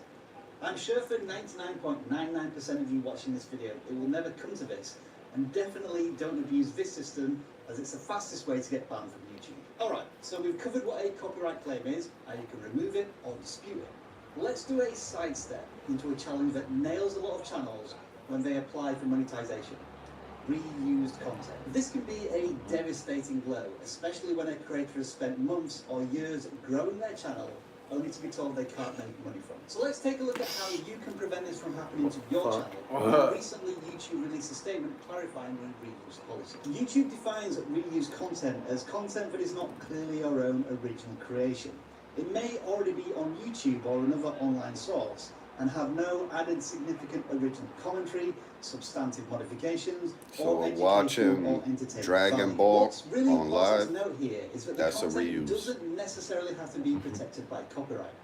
Put simply, it's But copied, playing cracked GTA on content live that is YouTube not a reuse. doesn't want Even though you did not make the game, what you're doing in the game is of your own action. That character cannot do that, drive that car on his own, can't do that jump on his own, can't take that shot on his own. You know what I'm saying? So you didn't create the game, but it's not reused because of their actions in the game. Unless you're just uploading a scene, like a cutaway of the game, that's a reuse. Because you didn't create that cutaway scene. You see what I'm saying? But if you show yourself playing afterwards, You just gotta be slick with it, man, and So what understand the will your definition. channel fall into this reuse content But phase? basically, the You need to best make way sure is that you're just stick adding with a your own significant content, amount your of own commentary creation. or Make sure editing whatever you so that the uploading audience is can you really tell that doing it's a it, new piece of content. or The a software person use for doing this it is that transformation. gives not, consent. You're You only know, using a small portion something of the reused content and mixing it with a something lot of your original own is content. what it's trying to Again, get we've got at. a long list of recommendations directly from YouTube on screen now, so pause the video if you need to. If you decide not to appeal, you can Also, reapply you after could 30 days, but upload obviously a you want to do Dragon some Ball channel C, cleanup in that time, but so remove put videos your with a lot of voice reused over content their in them. voice Now, and I make them do say know something YouTube different. doesn't specifically like tell I've been you doing which lately. videos I've been are just violating doing this shorts reused because it's content just policy. a So you'll have 15 to to exercise 16, some common sense. 15 As to well as this, 60 you want to second adjust your future content video. so it Yeah, but doesn't what I'm rely saying solely is on the it reused can't just be content. And make sure uploading you put exactly what they You did. can't even do that Is if you're because if rejected you a try to second do it that time, way, they'll you'll still have hit to you with a wait copyright 90 because it's a days. visual. That's That's how Alright, crazy that so AI is.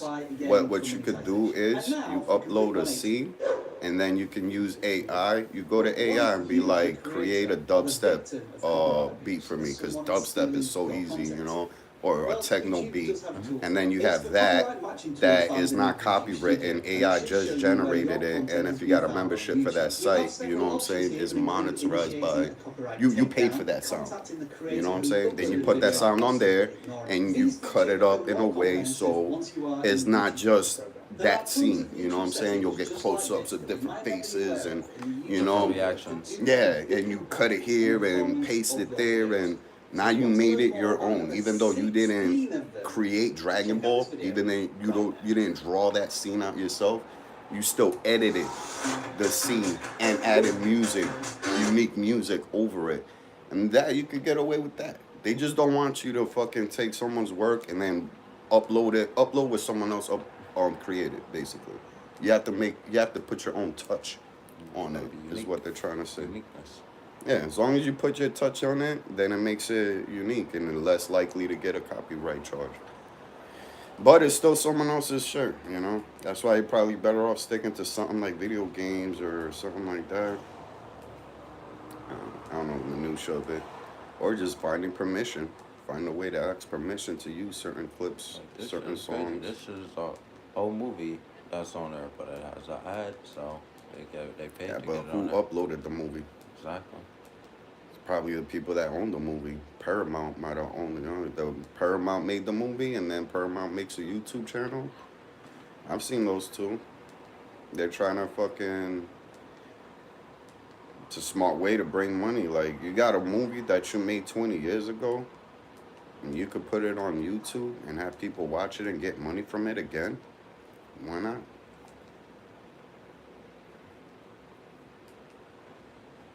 I seen Twister, because you know how they got the new Twister coming out? They had the old Twister on YouTube. But Paramount uploaded it. They're trying to make money off of the original Twister while making money in the theaters off of the new one. And it's smart, why not, if you could? But that's their original movie. If I try to upload Twister, I'm gonna get hit with a But lawsuit. this is the AL box. This is the one everybody's talking about. This is all the controversy. This is a absolute cash cow, money printing machine. I'm gonna plug it in, and then we can talk more about it. How much is it? Like 10 bands, right, bitch? Run that shit. It's You probably need for like 50 crypto of them mining. shits. Yeah, you need about 50 of them shits, though. Got mad at them shits already. I think he created an actual farm. He has a farm. Start building. Alright, I'll plug this thing in the ugliest way. So this is, again, the AL box by Gold Shell. This mines out one of the more profitable cryptocurrencies that is recently Don't catch on fire! swallowed up by ASIC Nah, you miners, want to right? keep So it this cool is because it processes faster, the big, cooler it exciting is. public release of an application-specific integrated circuit miner. This is a purpose-built machine. It's a custom computer for mining this out cryptocurrency. This thing is supposed to be pulling in $100 per day and passing That's income. passive. Mining this coin, That's it is fucking only ranked passive. around 250 out of all cryptocurrencies by CoinMarketCap. Meaning, Yeah, you you can Buy take it, you set it up in one day, and after that, you just better, collect. bigger miners That's could come passive. out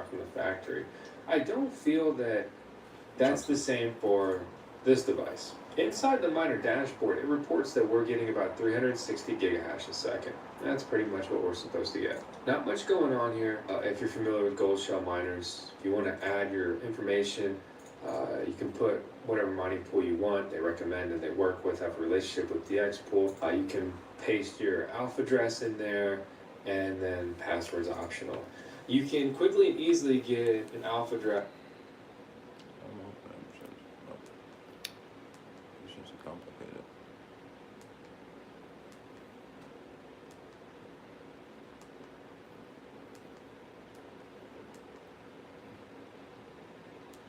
watch no fucking videos.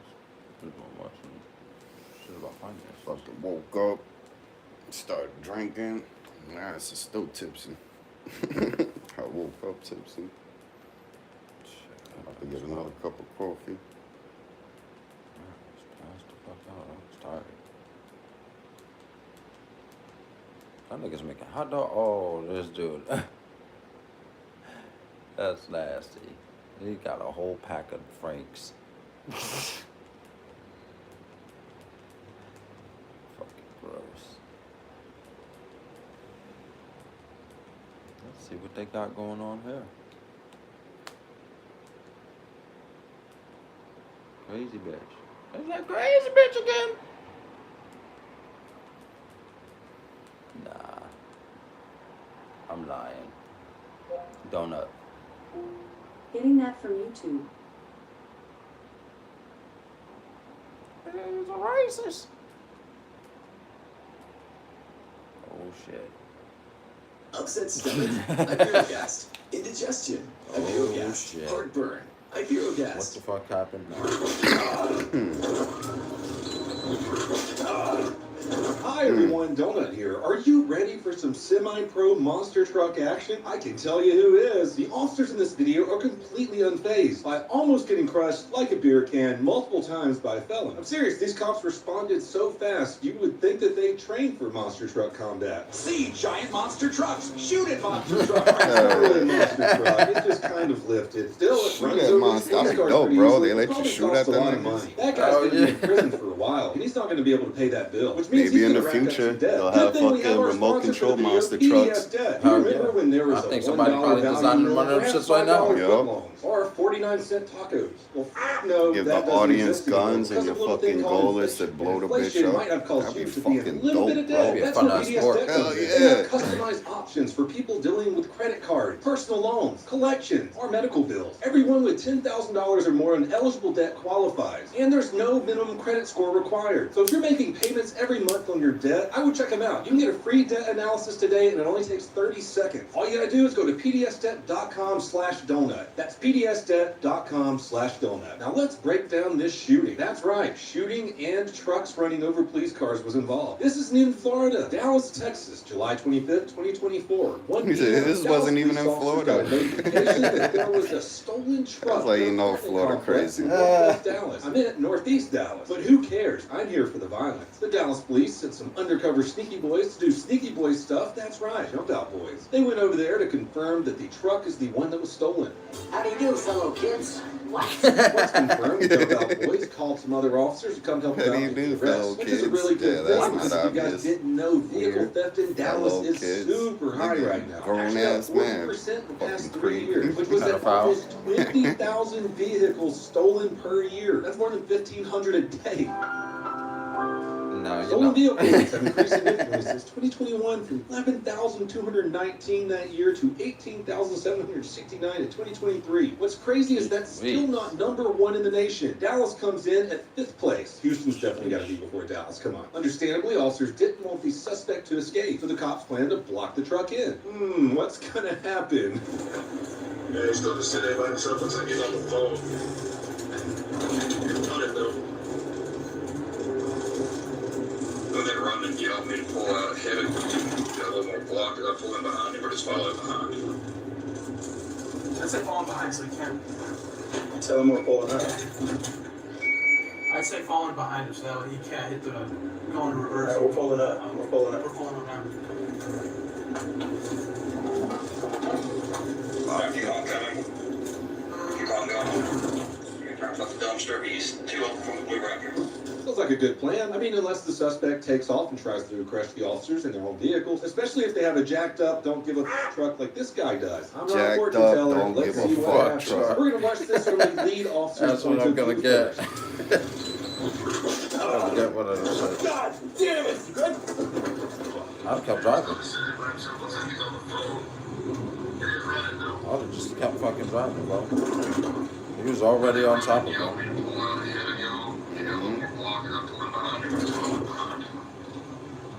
We know what time we're coming in hot now.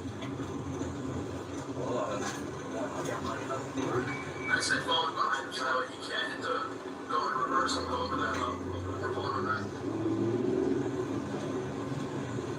Keep on coming. Keep on going. Get there for the dumpster east.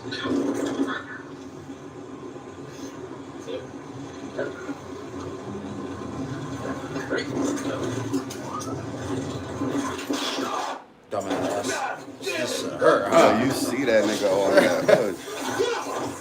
And that's what it looks like to have your patrol vehicle crushed by a truck. God, how are you even still alive? If that truck would have kept going, all those airbags would have done shit against those brand new Michelin tires. Let's take a look at it again. Yeah. Also, the passenger seat's body count.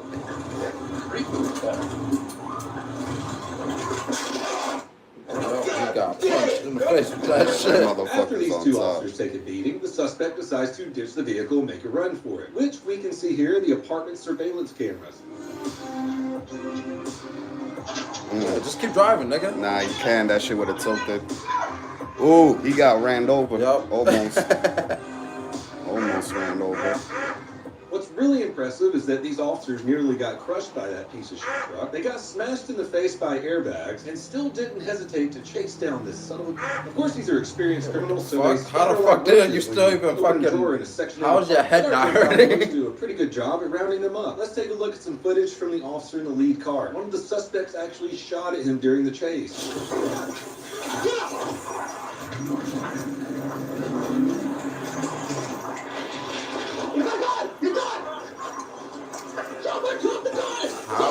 How do you even... What we saw there is that the officer was in pursuit when someone behind him fired, possibly trying to kill him and his partner. So they changed targets and returned fire. Here's a better angle of the exchange. Like some weird ass Call of Duty shit. This nigga fell, fucking virgin.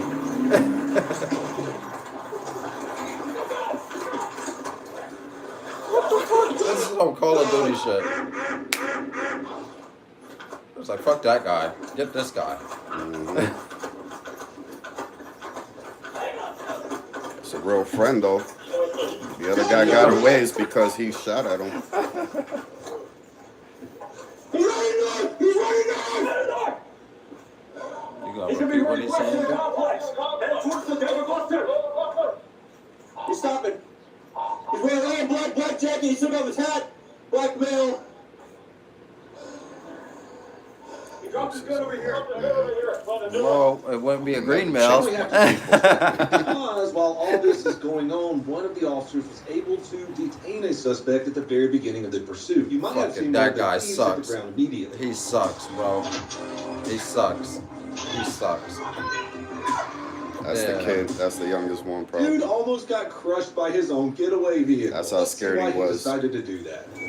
He was that fucked up because he opened the door and just fell. I wouldn't open the door not like that. Nigga, I was prepared for it. We had an angle. What makes you think to just... And you got shot? No, you ain't Nah, they going ain't shooting. Time to get the rest you need and recharge before heading back to school. Whether you're an athlete... Shots fired.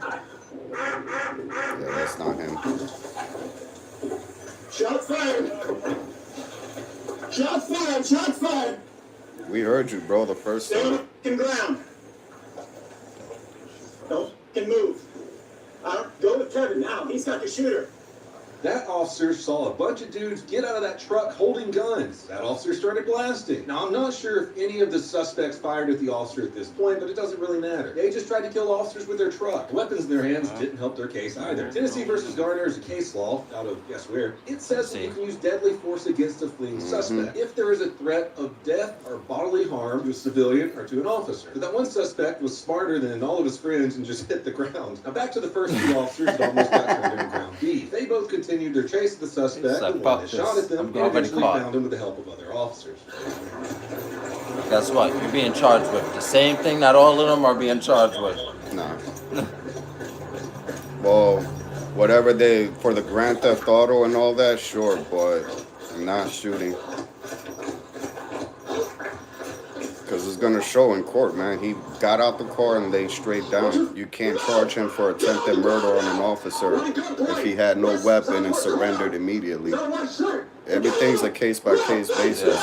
But the Grand Theft Auto, even though they could have just picked him up that day. Yeah. He could get charged with that because of association. Damn, bro. I just met them. I was just getting a ride. You can argue that, I want to but stop right there because this.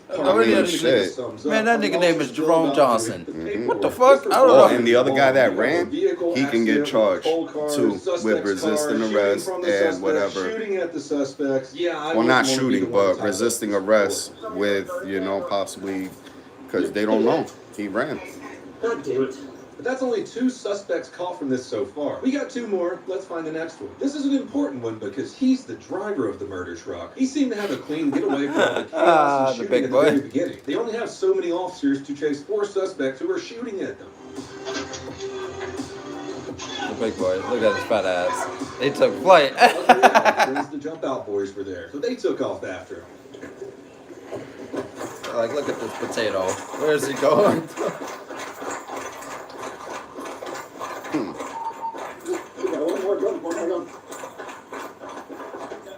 Look at him, look at him. He ain't get far at all. Why are you looking all surprised? He lost his crock. He went to go commit a crime with Crocs on. Wow. No, he already committed the crime. How you steal a truck with Crocs on, bro? That's what I'm saying. So unprepared. You don't have to be so aggressive, which is pretty coming from so aggressive. You don't hear them shots going off in the background. You lucky I don't peck your ass, get boy. hurt or killed when they assume the suspect has calmed down. Police aren't going to be too quick to put down their guard with someone who just tried to kill them. But there still will be people, especially on the internet, who will say these officers were too rough with the suspect. Unfortunately, one of these suspects did get away at the time of this video. Still out there, one of the passengers, this young man right here, who I'm sure you mistook for a NASA astronaut, is wanted for murder. He killed 2 teenagers earlier this year while he was buying a block switch. And let's not forget the arsenal that these future doctors had on them. Look at these pieces of shit. Of course they got the stick mags. That's a lot of firepower to have those just hanging out. Even the chief of police in Dallas agreed that they probably weren't just going on a joyride. They were up to no good. They were most likely at that apartment complex to murder or rob someone. And officers just happened to intervene. Check out pepperbox.tv to see my uncensored content and all my friends' uncensored content. That's all for Dallas. I mean, you show up somewhere to kill somebody in a stolen truck, you're fucking asking for it, dude. Yeah, while you're doing too much. And then you wear Crocs, bro. You fucking moron. Clearly, like low IQ. Yeah, man. Yeah. It could be me. Damn, those donuts are delicious right now. That's retarded.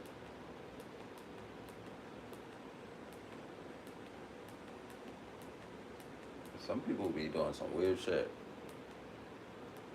I'm gonna be honest. Like, I'll be watching.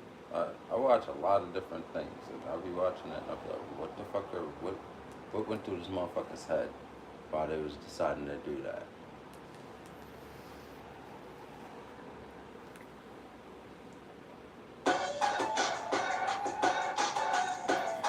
Well, gang, I'm about to make something to eat soon. Straight up, I hate covering badge cams like this, but I think they're important for training. Today's video is sponsored by Delete Me. Delete Me is look at him. He look homeless. That nigga let himself go. He lost weight but got a big ass beard. Yeah. Selling your information.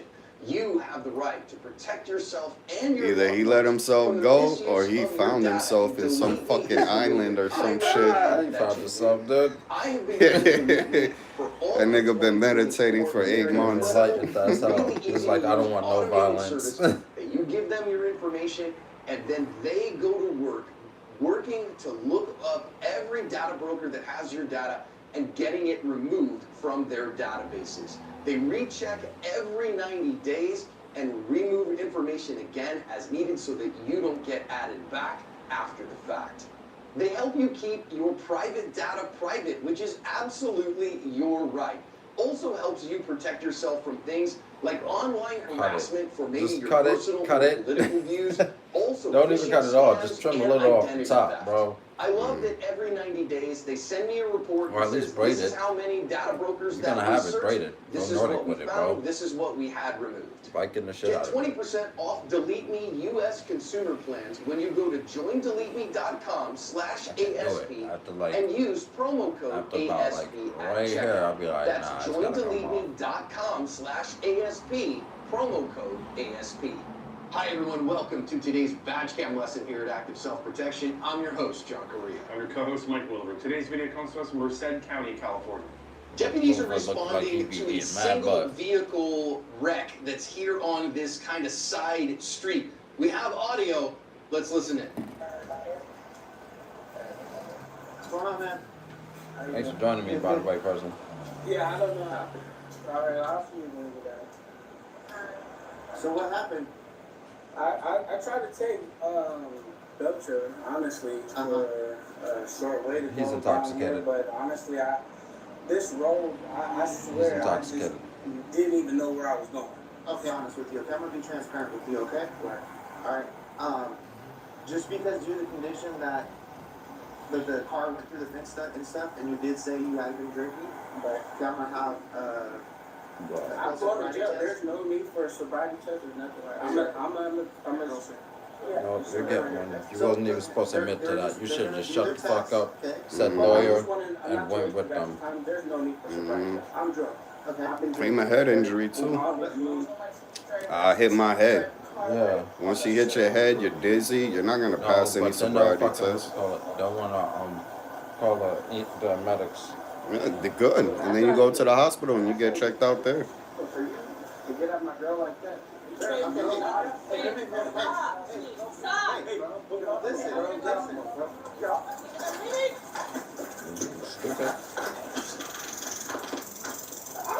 Yeah, your ass, right? Damn, he ain't Damn, you ain't got it. See? That's what I don't like, bro. That's what I don't like. This nigga's got volts flying through his body and you just want to stomp his face. Just got Come fucking on, taste bro. in the ass. What the fuck? Look, like I got his head, bro. A little fucking humanity. Get your boot off his neck, you piece of shit. But he don't give a fuck. That's the shit he lives for, bro. When he gets to fucking hurt someone else and get away with it, that's the moments he lives for. I bet you his dick is hard right now.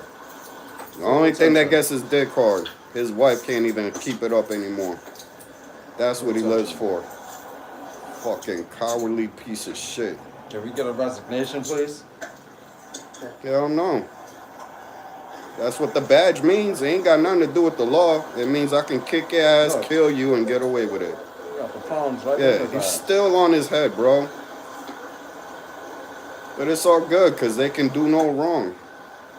Right? Cops are perfect. They can do no wrong. Knee on that. Nah, it's all good. Keep your foot right there. Fuck what happened to George Floyd. Let it keep happening. It's all good.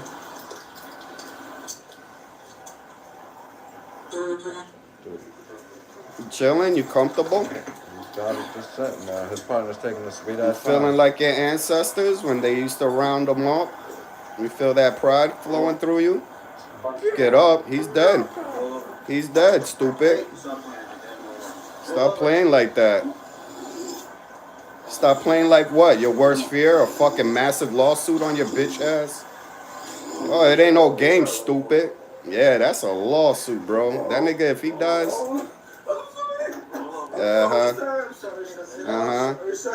Right there, lawsuit, bro. That nigga was so close to death. That nigga had a seizure. So close to Pretty death. badly in this one, actually. And in the internal affairs investigation, the sergeant that threw the kicks resigned pretty much in lieu of being fired. He was subsequently brought up on charges, California's version of aggravated assault charges in this particular case. I have not seen that those charges are adjudicated here about 15 months later. See, 15 months later, we're not adjudicated. In other words, they didn't go through with it. They dropped it, but you can't be like, fuck. They didn't drop it. They just left it. They just left You it. accept the commission as a law enforcement officer. You should Yeah, whatever. Out of sight, out of mind. It's all good. He's got a badge. He can do no wrong. He can do whatever he wants because I think the deputy You know, here he's actually above the law and reports above himself really God and well. above Like, he all was humans, respectful, because that like, badge he's says trying to so, get the and we all drunk gotta guys, bend even over the and guys take That who are it. nigga path, just and I kicked the get it, fuck all out that of stuff. him. No. So I just want to commend this deputy Yeah, drunk or not, bro, you gotta, you're supposed to be better than. clearly his sergeant Not a fucking scumbag piece of shit like that could Cop crack that him stopped over the his kick fucking. him was like, yo, what the fuck? He looked Yeah, at him he like, had yo, to stop him. nigga, He's the only good cop on the scene. If it wasn't for him, he'd have killed him. Hell yeah, he would beat the shit out of him. Perfectly well, professional, friendly, all that sort of thing. And that's the way I want my cops to act. You gotta be you know? friendly. This guy, he was just dickhead mode from I'll just say the this at the get-go. outset here. It's not often that I'm shocked by something I see in one of these videos. I'm surprised sometimes. That's why when one of them gets shot, I don't feel bad in the fucking slightest. I ask myself, how much of a dick were you to earn that bullet? Every other cop that I know You or your homeboys that you let get away with that shit. this is not something The ones I ever that saw see in it my and time do to nothing are incur just as this worse. level of abuse from an officer. That was crazy. He just kicked his ass. He honky donked him down for no reason, guys.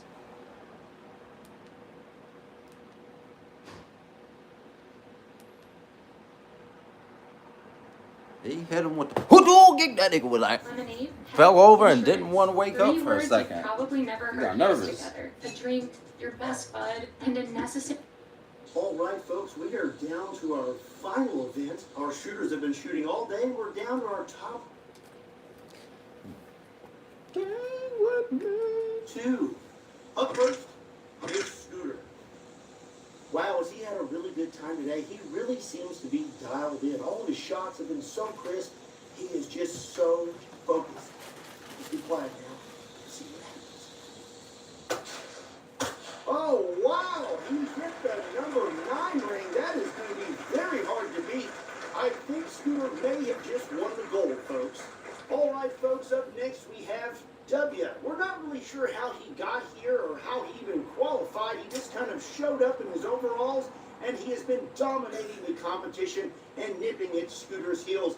Let's see what he's going to do now. Oh dear, I'm not really sure if that is regulation size or not, but it looks like the judges are going to allow it. This is a really intense moment, folks. You can literally see the sweat dripping off of W's mustache, or maybe that's mellow yellow. Here we go. His final shot. Holy cow, folks, that is a world record. He managed to hit almost every ring in there and scored 45 points all at once. W takes home the gold. Holy cow, we cannot believe what we just witnessed. Linda, if you watching this, I want my iguana back.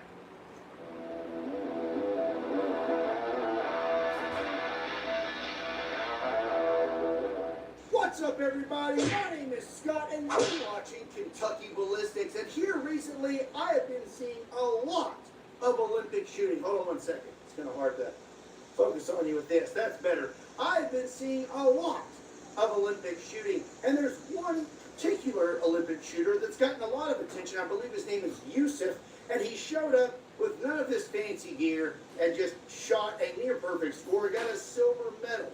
Well, I got to thinking, I shoot all the time. Could I go compete in the Olympics? Could I win the gold? There is one tiny problem, though. I don't like tiny. I don't want to shoot air guns, and I don't want to shoot 22. I want to shoot big bore. That is what courses through my veins and makes me the most happy. So if I do have to downgrade to something that's not going to take out the entire target in one shot, but still fulfill my big bore craving, I think I'm going to go with 357 Magnum. And if I have to pick a 357 Magnum, I'm going to go with one of the nicest 357 Magnums in the entire world, the Nighthawk Custom Korth GTS 357 Magnum. The Korth GTS is definitely not your average 357 Magnum, and is definitely Olympic worthy. You've got a cold hammer precision barrel, DLC coating, elevation, windage, and gap adjustment on the rear sight. There's Picatinny rails all over the frame, 4-way adjustable multi-position sights, rotatable front sight with 3 different widths. It only weighs 2.91 pounds and has a 6-inch barrel. On top of that, it's got a moon roof, heated and cooled seats, a backup camera, and automatic parallel parking. This is basically a Lamborghini in revolver form. So I'm going to try this thing out today and see if I am Olympic worthy, and we're going to try out some new Olympic grade targets that may make the event a little more entertaining. I'm also going to try out this cool Olympic gear, and then we're going to try it Yusuf style.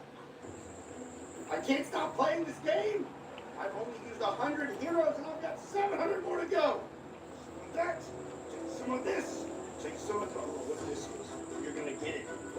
You're gonna get this one. I got something for you. Take this. Now, you take this. Take a little bit of this. Hey man, what the heck? I'm just about to beat the boss. Well, you don't stand a chance against the T-Rex, but you can definitely beat the bosses in Raid Shadow Legends, especially now that you can unlock a free ninja. Ninja is based on a real-life streamer, and it's been about 3 years since he first made his appearance on Raid Shadow Legends, and now you can get him again, but only until August 15th. You know, maybe one day I'll have my own character on Raid. Download the game and use code Ninja Returns to get his fierce Shadowkin fighter and useful in-game items. I've been playing Raid for years now, and I absolutely love it because of their huge selection in characters and strategy. And if you're not playing Raid yet, why not? Click my link in the description down below or scan my QR code, and you will get insane bonuses if you click my link. Only my link, they're insane. You will immediately get a huge starter pack with an epic champion, Tagor from the Orc faction. I honestly love playing with this support champion. He stands strong with his sword staff and never leaves a man behind. And you'll get another starter pack after reaching level 15 that includes epic champion Tayrel from the High Elves faction. So what are you waiting for? Download Raid Shadow Legends today using my link in the description down below or scan my QR code. And be sure to join my clan. Again, a big thank you to Raid Shadow Legends for sponsoring today's video. Now, let's get back to it.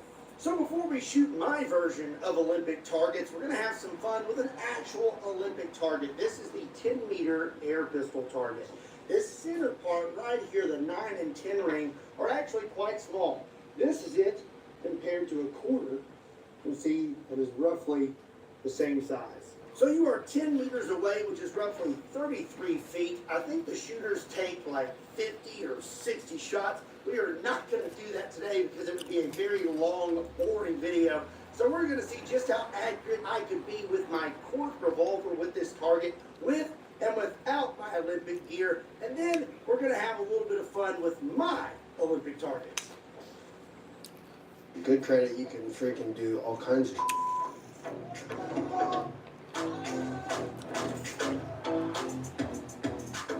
bad credit, you're kind of stuck in the hole. I'm Foobies, and this is Kickoff. All I do is pay $5 a month, and Kickoff reports that payment to help me build the credit. I looked at my credit score, and it was up. I was like sick, like 620, 640, and now I'm at like almost to 700. And you don't need any credit to start with. Kickoff has helped 1 million people build credit. Sign up in minutes and start building credit immediately. Wake up and smell the coffee, you guys. No, I'm joking. I'm just joking. You're gonna kill it.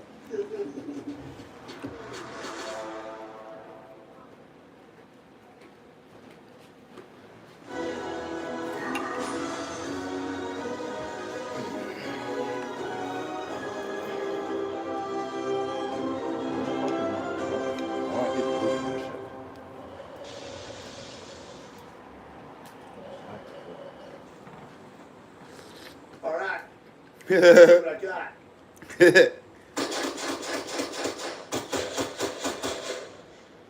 Yeah, right. Well, looks like the USA sent the wrong guy. Mm-hmm. Yep. I don't think I can do much better than that. Don't act like you're not impressed. Okay, that was fake. Okay, I was totally joking. That was not real. Let's set up another target now. And I'm going to shoot for real. One hand, unsupported, just like they do. And see how I would do. Okay, I have got my Olympic shooting gear on. This is why I need my motherfucking handgun. I could have been in a fucking Olympic if New York didn't get in my way. 3 Magnum, full Could have been in the Olympics. Put my hand in my pocket. New York wasn't a fucking constitutional oppressor.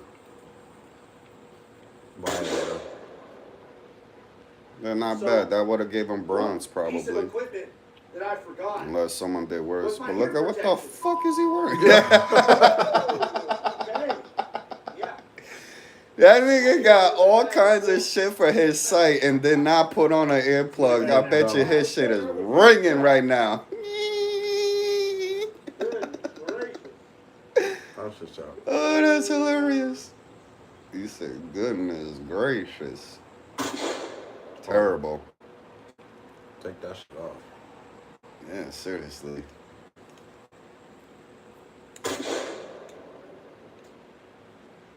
Worse than the first. Yeah. There you go. That might be bronze.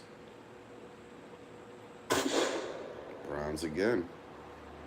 It's his trigger pull at this point. Oh, there you go. That's a silver. Have a look.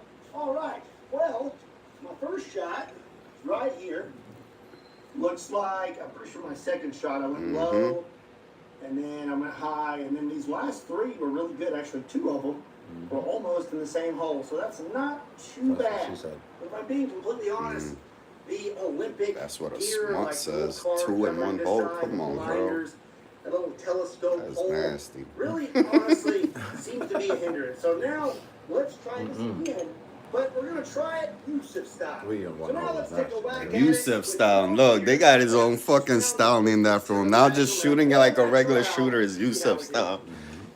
Yo, I mean, when you got swag, look, hand in the pocket. Everything.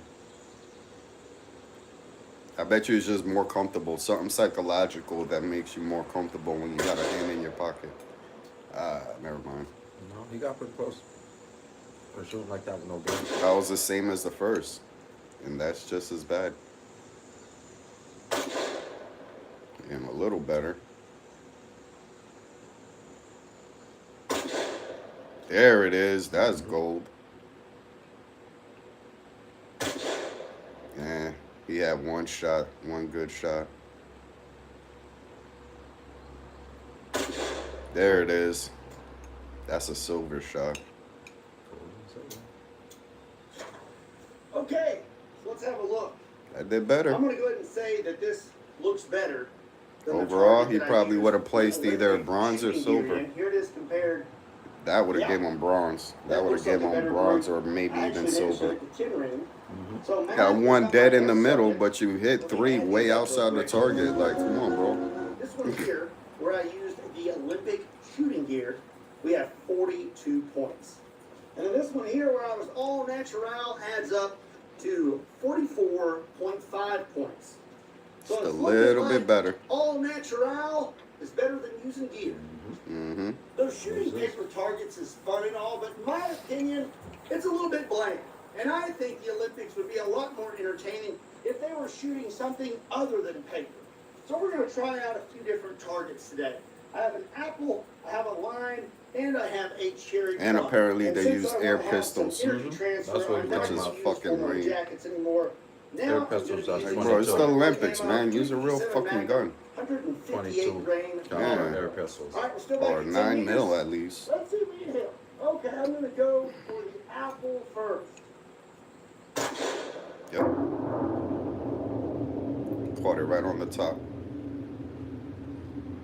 Yeah, why are they not doing that outside? Now let's try out the lime. That's a small target. Got it. That shit. Right on the money. Okay, if I hit this cherry plum, it's gonna be plum crazy. It's gonna be plumb crazy. Just missed it.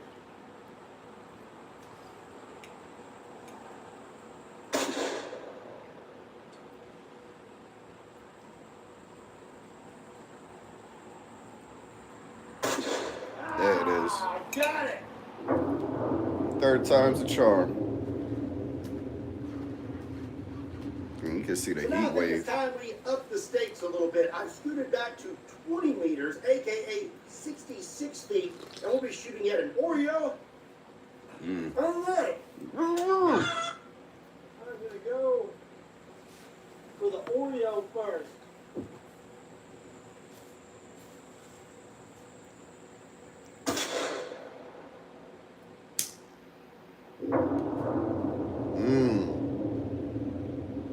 Right down the middle, baby. Said, open them legs. I am pleasantly surprised. I cannot believe I just did that. Let's go for the egg. That was a nice shot.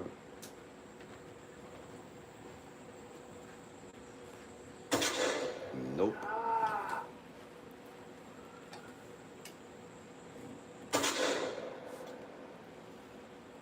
Nothing. Turn? No. 4 times the charge.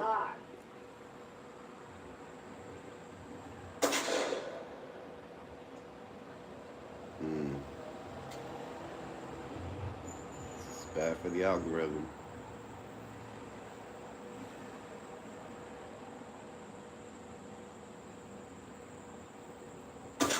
There it is. Yeah. It's an act of smithereens. Eggereens. All right. I did that in 6 shots. I don't feel too bad about that. What the fuck? That would, yo, do what he just did. Yo! I wouldn't be that close. Yeah, for real. I have to Especially admit, with his luck. I really like this thing a lot. This is the smoothest shooting 357 Magnum I've ever laid hands on. And I cannot imagine the level of expertise it took in crafting something like this. Way past my education. But if you So that's the Lamborghini of 357s. That one? Be sure to check out SDI. You can swing over to SDI.edu or you can check the link in the description down below. About to sign up for classes. We got some visitors. Shoot them! No, don't do that. You got a license? Yeah. This nigga let off mad shots and these motherfuckers just stroll right up like, hey, what's going on? What was that I'm sound? gonna take a pop shot. Oh no, you can't. It's one adult and a bunch of kids. Yep. But if you see another one, you can take the other adult. He's like, when you own your own land, man, you can have fun with nature. That shit was How hot. much He did said, How much did you pay for that? Here. What? How? I just paid with gift cards that I earned playing games on free. She lying. A lot of fun shooting these targets with the 357 Magnum, but honestly, if I was gonna redesign the shooting events at the Olympics, I wouldn't use an air gun or a 22 or a 357 Magnum. I'd be using a 500 Magnum. What the fuck? No. That is insane and unrealistic. No one carries that shit Why on did he them. just pull that out like that? It's got a fucking scope on it. And the sad thing is, it probably needs a scope. Like, what the fuck? He just whipped that out, man, I casual. think we should be shooting some aged cheese.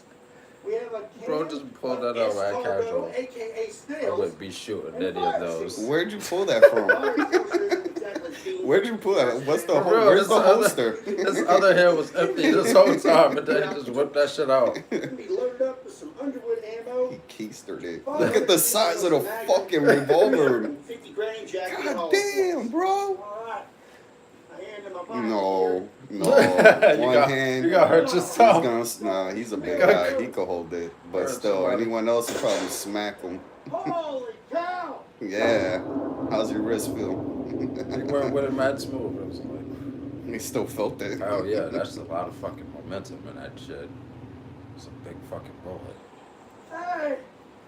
A long It barrel. was still all the way back at me. Look at that Yo. disgusting little thing. Oh! I thought he was gonna eat it. Okay. Now for the cheese. Not for the cheese. Cheese Right has on to him. go. Right on him. That's what you get. You got Yeah. jizzed on by cheese. You got cheesed on. Dang, who has a fucking can that big of cheese? Yeah. Like, what the fuck are you doing with that? Man, I am back just far enough for that not to hit me. And Listen. now last, the fire extinguisher. Oh God. Yeah. Someone's gonna get hurt. You're lucky that shit didn't come at him and hit him in the chest cavity. That shit would have hurt it. That shit would have crushed him.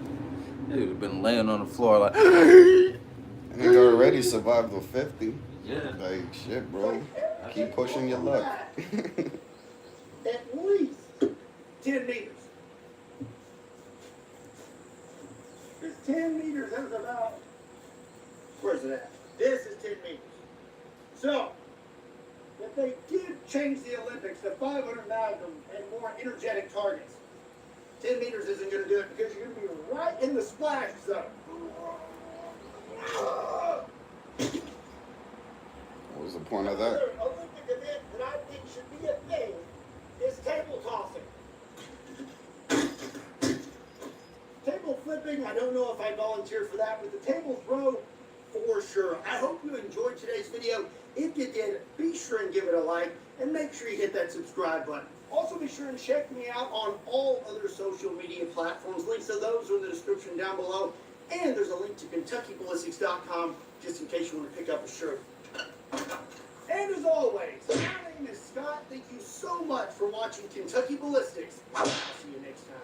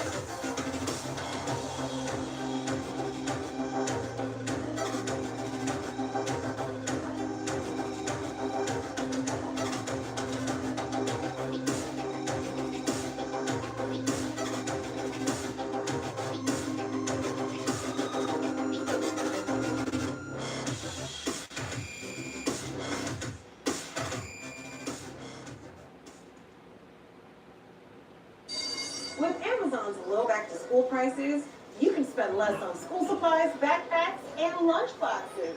Crust again? Yeah, again. Spend less on your kids with Amazon. A couple weeks ago, I got a promotion. Came with a small pay bump and a large responsibility bump. And Mr. Lasky wants morphine, oxy, and Vicodin. He asked if we had a menu, and I said I didn't think so. That's a party. I never want all three of those. He's wild. He's Sure is. no. Not that big ass thing. Hell, it's pretty cool. What is up, guys? TechRax here. So in this video, we have a Cybertruck. We are going to be testing it out against a big puddle of water, and you guys probably did see, but Big puddle of water, nigga? That's what you going in? I thought you were gonna drive that shit to a river. Cross it and started reversing and went back, maybe like a foot. I don't think it's that deep, to be honest, but we are going to find out, guys. I'll show you guys a side view, and I mean, look, that thing looks crazy high when it's at the most It's an electric truck. There's no intake. Obviously it's gonna do it. The shit can go literally underwater as long as you don't get the battery wet. But they keep it sealed pretty well. Up to this level right here. So, yeah, that's crazy. I think we need more water, if anything. But there's another area even further. Yeah, we'll try that one out too. Then when your ass gets stuck in that shit, you gotta be crying.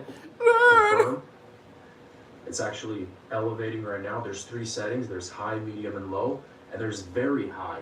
So to enable very high, you have to go to wade mode right here. Raises ride height and pressurizes battery when driving through shallow water. May take up to 10 minutes to activate and has a time limit of 30 minutes. So you can see exactly how much water you can go through. Let's activate it. All right, guys, off-road. Wade mode has been enabled for 10 minutes. Let's give it a shot. Let's see what happens. So hit drive, and this is it, guys. Let's see what happens. Oh, snap.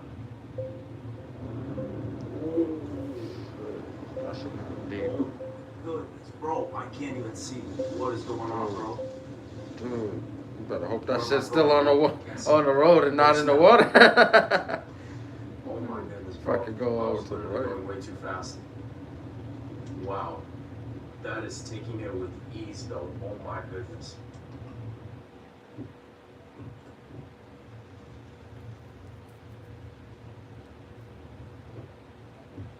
Is that someone standing in the water? Mm-hmm. Fuck no, I ain't doing that for your fucking entertainment. That camera on that shit is clear as fuck though, bro.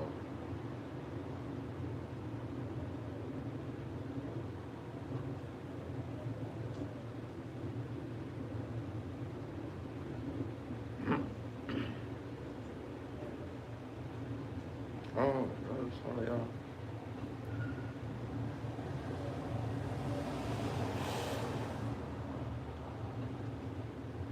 Driving maybe 10 miles an hour. Look at that, look at that. Wow. Cool as hell, that shit's It's high like as hell. built like a tank. This is nothing, guys. Literally nothing.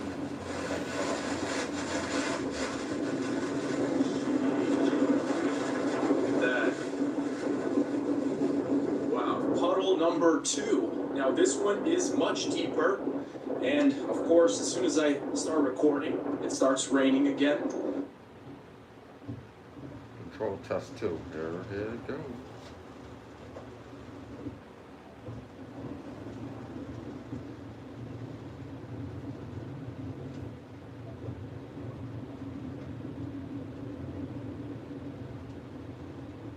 Side my truck. That shit actually high as hell. I don't know how high it could go up.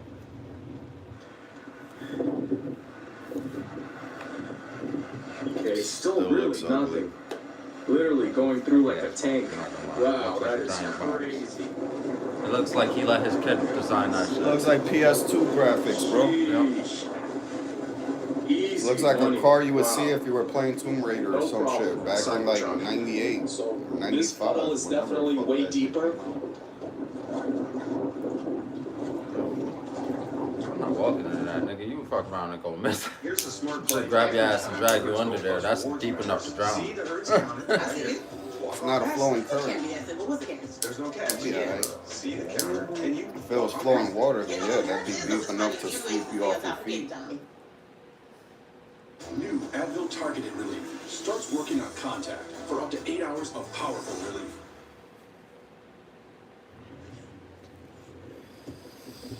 Oh, that shit is bullshit. That shit never worked for me.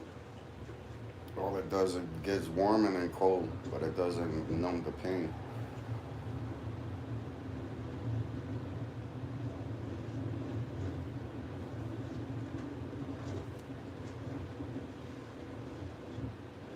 I think it's for muscles, not for pain relief. It's more like muscle comfort. I don't know. I never take any of that shit. That puddle look deep as fuck though. I've used high, heat pads, all kinds of shit, and like it relaxes the muscle, but it's not gonna take the pain away. if you got joint pain, it's not gonna take Puddle that pain number away. 3, guys. This It'll part relax is your muscles, super though. deep. Barely made it here, so we got wade mode enabled. Everything is ready to go, guys. let's get it going. We are starting to accelerate. We're gonna go a bit faster this time. Oh my goodness, guys. That is crazy, dude. Oh my goodness, bro. Yo, it is pushing. That shit is, oh shit. It just looked like it went under. Oh, there. Nah, it just created a wave, a wake. Bro, that is way too deep. He's freaking out. That is It's moving now. deep spot, bro. They need You to gotta add get out a of there, drain bro. there or something. It's good. He's nervous because he don't want to lose it. Oh my goodness, bro. Whoever the civil engineer is, they need to add a drainage ditch or yeah. some shit there. That can't be that high. For real, that shit looks like it's a fucking riverbed. Yo, he's Whoever up to his owns waist. that land, man, you can't use none of that shit, bro. He's up to his fucking waist, bro. Mm-hmm. Damn, that shit, yo, I'll be fucking nervous. And it's good, nothing's getting in, too. Hell yeah. Very well sealed, I'll give him that. I think that's why he took that shit into consideration. One of the things while designing that shit. Because it looked like his child designed it, but it also looked like a spaceship, Wow. nigga. Look at that. Oh, It is a beast. I mean, I guess. Oh A 1950s spaceship. That shit was moving, yo. Oh my goodness. I think it's going through the ocean. I made it. Look at that wave it made, bro. You Oh, could surf yeah. on that bitch. Final test. Let's just say, nigga, get the fuck out of there.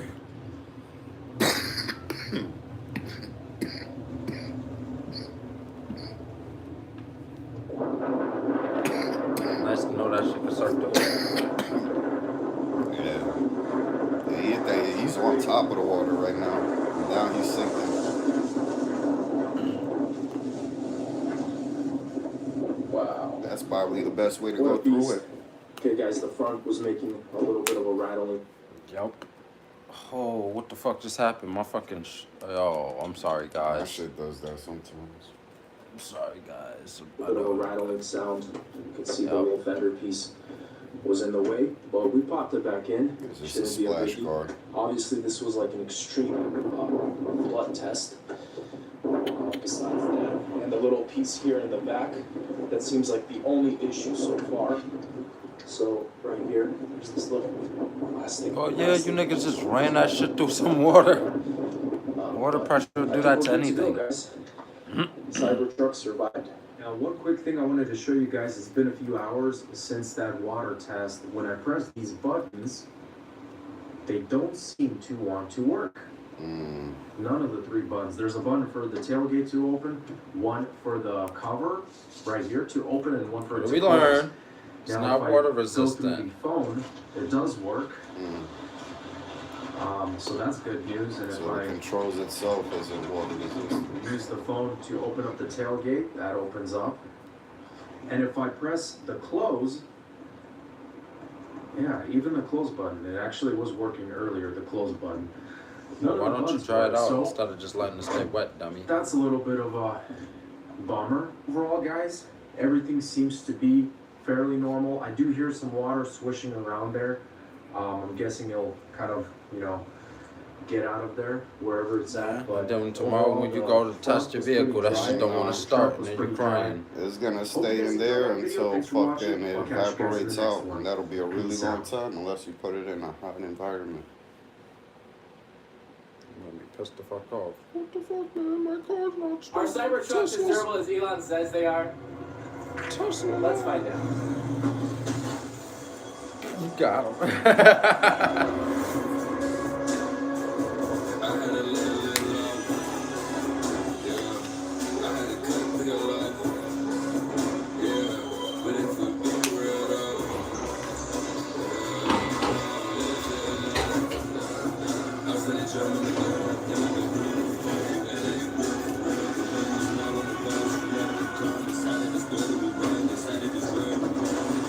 I've been waiting a very long time for this. 5 years, actually. Today's that day.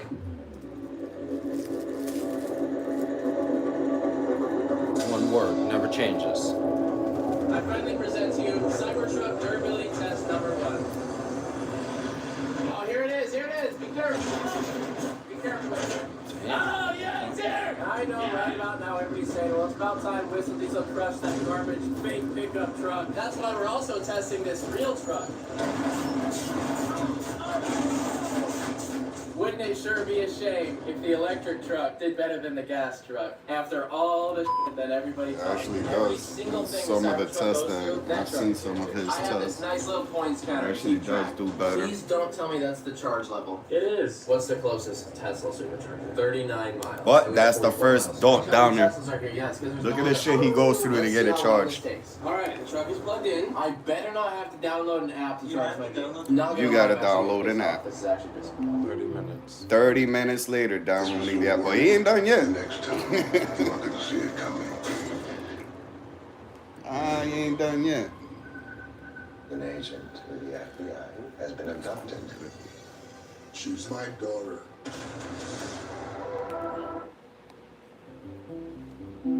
This is a f***ing disaster. Yeah, I'm not able to charge it. It says paid charging unavailable. I have to add it to my Tesla. Downloaded the app, now he's on the phone with customer service still. Submitted because I don't have the title for it. Because I'm at a supercharger and the truck is at 0%. So it's borderline dying. It's 110 degrees out. I think I can see what's wrong because the vehicle is still under an unknown buyer. So I'm going to go ahead and escalate this to our site leadership. I have the Tesla just to see if we can get a resolution for you right away. Wow. Okay, thank you so much. It just fired up. Unknown buyer. If someone bought it, who cares who bought it? Activate the shit. Actually. Beast? Oh, it's got beast mode? Oh, shit.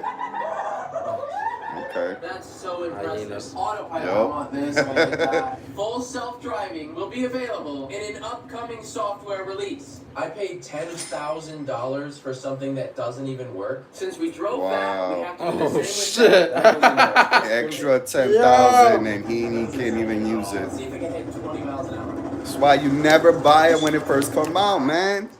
It's like video games. Damn, you broke this shit already? Yeah, they dropped the shit off the I truck. think it's fair to say the Ford failed there, miserably. No, wait, we skipped something. I didn't have to waste my entire day charging the F-150. Well, yeah, plus and minuses.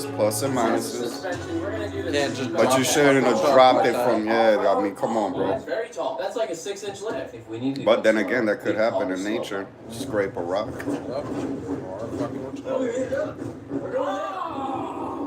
Yeah, it did handle that like a Look, beast. keep going backwards. Yep. Yeah, I've seen a lot of these tests on shorts. Cybertruck actually does very well. Other than the fucking whole charging mission. Oh shit, why would you do that, dummy? Use your other hand, stupid. Wow, is there any damage? Oh, that's what hit. I didn't even know that was there. We just discovered a hitch. I would say Oh, that was shit. no critical damage whatsoever. Lane departure avoidance. Stability control vehicle. That's cool. You got a hitch, you didn't know it was there. Rebooting? I mean, it's a truck, you would think it come with a Let's hitch. try the real truck. I'm scared. The truck is driving. We just put a new drive shaft in it. That was almost $900. I feel like this is gonna hurt more, and the airbag is probably gonna blow up in my face. Oh wow! When it's used the proper way, you just don't drop it off a fucking boulder. That was painful. Well, we gotta do one more. My spine. He said, my spine. Okay, so the Cybertruck's more comfy. 3, 2, 1. And more durable when you dropped off. Look at that takeoff, bro. Man, that shit's fast. I'm dusting that. That's electric, bro. It's straight direct power to wheel. I can't even see you. Engines, they gotta rev up, they gotta go through gears. I just want to tell everybody genuinely. That's just direct energy straight to the tire. You were simply just a loser. You just lost. Yeah, let's see off-road test.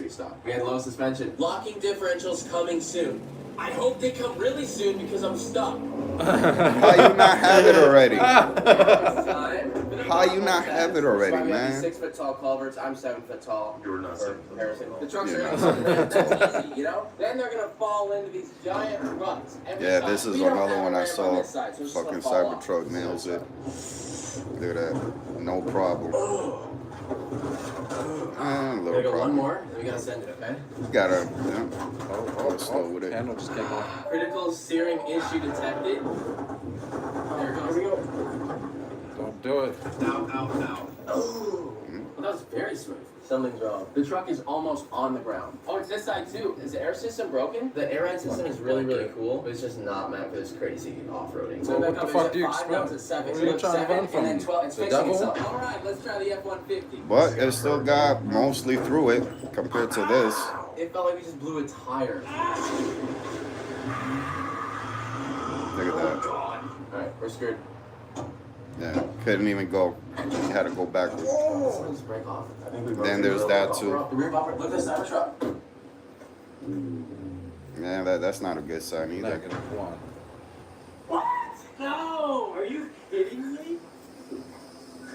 Oh my god! Our whole frame just snapped. The hitch is hooked up to what? It just came off. What the fuck is that? That's the hitch? Fix that. That's a total truck. Yeah. What good does the hitch do if it's barely on aluminum? Your trailer would have just fallen off. Yeah, bro. that's a bad great. hitch. That Any was other normal truck aesthetics. could do that, and you're not going to break the frame. It's sealed. Aesthetics. You gotta have a steel core. You gotta have something holding this together. It looks cheap, honestly. That's It was what they want to have. aesthetics. Mhm. Let's say your trailer hits a pothole or gets a flat, it could shear this whole thing off. What's the towing capacity? Because to get that certified, they have to go through a ton of tests. 11,000 The pounds. entire rear bumper's gone. Trailer functionality may be unavailable. That does not sound good at all. There's a lot of things right.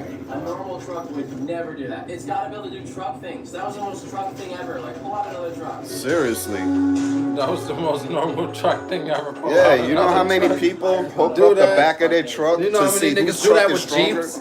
Yeah, come on, man. Come on, baby. If you Jeeps can't been pass doing it that for years. basic test, man, you're not a fucking I truck. touched the back. That's from jumps. It's broken. Let's see if we can access the force. That seems like a comic it doesn't thing. come with inferior parts. Let's see if we can just crawl up this. Yes! Oh wow. No wait. Oh my gosh. I wasn't expecting that actually. Holy cow. It just went up it. Oh, she's got it. She's got it. No, she does not. You got it? You got it? I'm to the floor. Well, okay, so automatically in Cybertruck got Just keep Gold Peak Teas brewed from the top leaves of the tea plant. Because they're the best ones, in my opinion. My apologies to the rest of the leaves! Yeah, they heard that. Dick. The bird even said dick.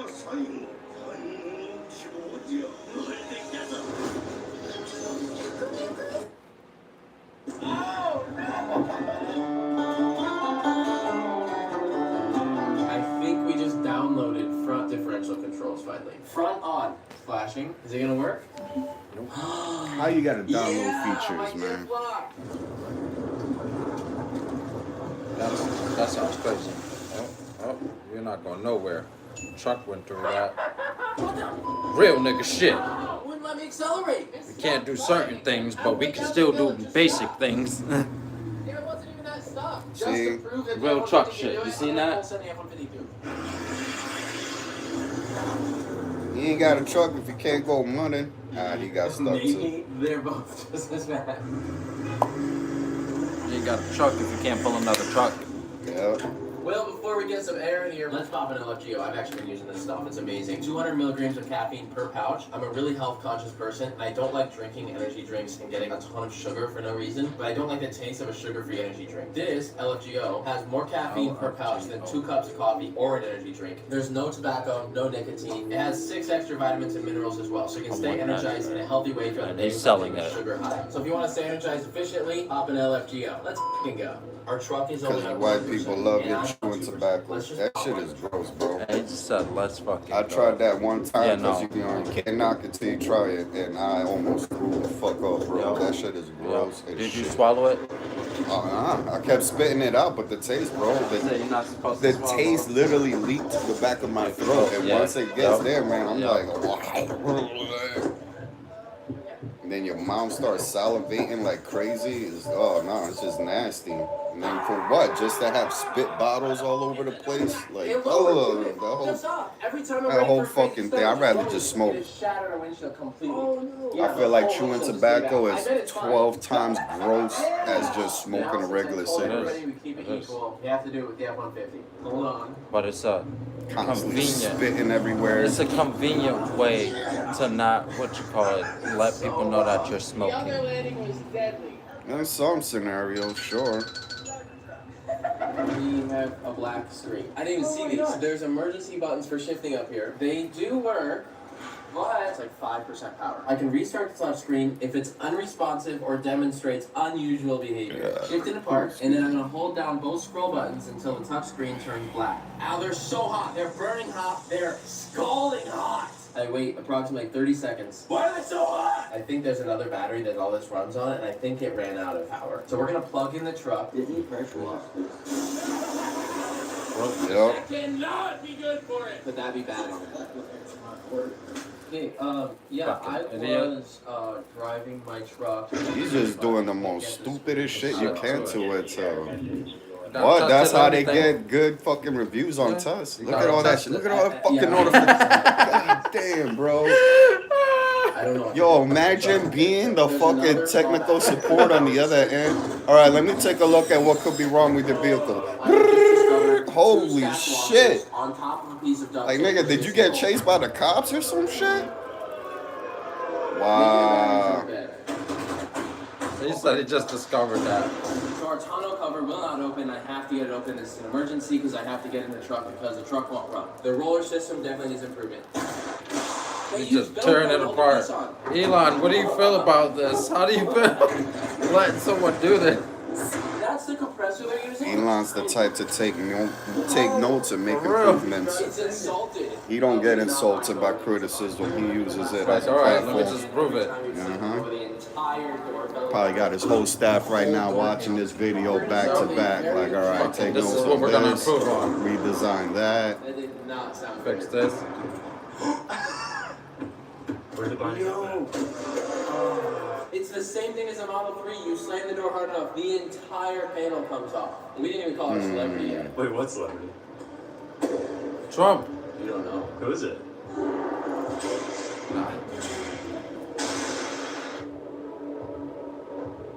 the fuck is that? It's him. Oh. Cody, never get the. How much of a nobody you are. You showed yourself twice and I still don't know who the fuck you are. Just slam the door.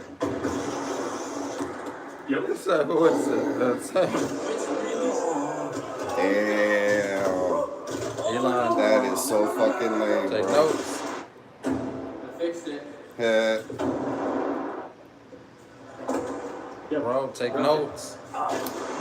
There it goes. The whole Like, that's a basic right there, bro. If you got a chick that's mad at you and she slams your door, now your door's fucked. Or even if you're mad at her, you slam your own fucking door. Yeah. I need to get out. Well, I mean, most guys won't do that. Yeah, no. Like, they love their car. They're not Wait, gonna bitch, wait. Don't you dare slam that fucking door. My favorite is this guy. He grabs his girl makeup, different like mascaras and shit, and he's like slamming them shut. And every time she's like this, and then he shows her, and she's standing next to the door, and he's like, and she's. Now you get it. Because if it's important to you, then you understand. He was slamming the shit out those mascara cases. You like this shit? She's like, oh my god. Do you like what I'm doing? Yeah, it's ruining it, Stop right? slamming my fucking door. Fucking tell you more than once, bitch. Intuit credit card. She closed that shit so delicately ever since. But real man door. Damn, bro. Even The broke the window still glass. works. That's really bad. Let's try the back. Oh, that's the actual truck. That was a regular truck. That came off. This also came off. Built Ford week. Yeah, it's a Built Ford. for a week. Can't expect much from a Ford. Mm-hmm. Wow. Someone slams your door and breaks your window. And the winner is Forward. Now we have something extremely critical to discuss. Which crate of the bombs at? 9C up the top. You can climb and grab them. Wait, what? For a sticking accelerator pedal. The EV maker has issued a voluntary recall of all its long-awaited Cybertrucks. And so what they did, I guess, is they used dish soap to apply the pedal. I'm going to slam down on the accelerator pedal and see if it sticks. And if it does, I'm going to get into a head-on collision with that F-150. Wow, it's actually holding on. Wait. Oh, my thing just broke. What the hell? I think it's broken. I was actually looking Elon, forward to running into the take F-150. notes, my Let's friend. do it anyways. Wait, no, hold up. What? Pedal, it's jammed What? in the floor? It's got jammed in there. Oh Oh, he's got a lot of torque right now, though. I love how I'm driving the Cybertruck with a screwdriver. That's horrible. Like, that's the most important part of the truck. Let's see if we can break the F-150. Well, you shouldn't kick it like that. No, nigga, you ain't never gonna break that shit.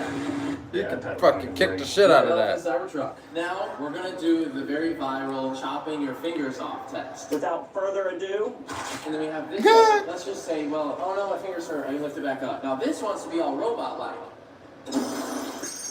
That one actually scared me a little. Larry, hey, put your fingers in. No. No, stop. This is gonna hurt so bad. Oh, This is gonna hurt so bad. Stop! Open it now! Hit the button, open it! Open the frog! Open it! Oh! Hit the, no, It's really about to... It's actually really good. Open it! I said open it! I'm the 911! Open the frog! Oh. It went down, but then it locked. It was like, So I'm putting my head in the deadly Cybertruck front. You are a fucking idiot. No.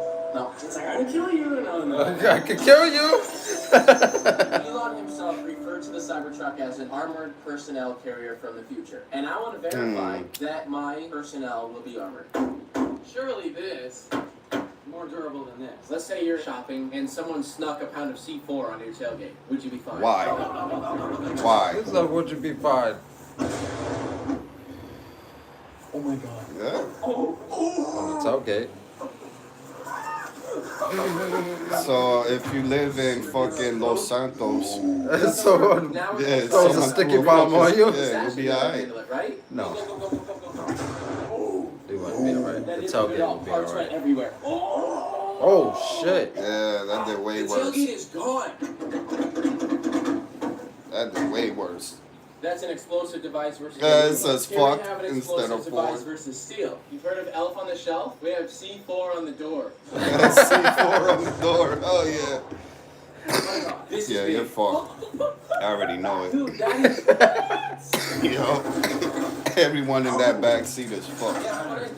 Oh my god, it latched. Everyone in that back seat is fucked. Pretty safe in there. Yeah. Even though the fucking whatchamacallit. That looks so cool. That's fucking C4, bro. No hole. Shut the fuck. All right. How many people can the Cybertruck hold? So in a post-apocalypse, Cybertruck is looking better. What was Logan Paul doing in there? 8, 9, 10, They're lying. There's not that much people was in there. and a half. 11 and a half. Defense capabilities of the Cybertruck. The glass is going to be the only thing between me and Pro Boxer Jake, along with him with the RPG. You can put the RPG away.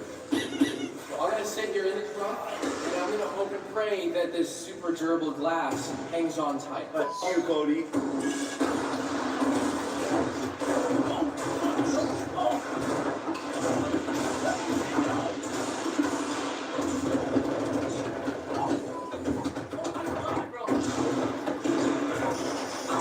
Yo. Yeah, he didn't shoot that shit. No, he hit it, and then they had a scene of it going off. Yeah, come at me.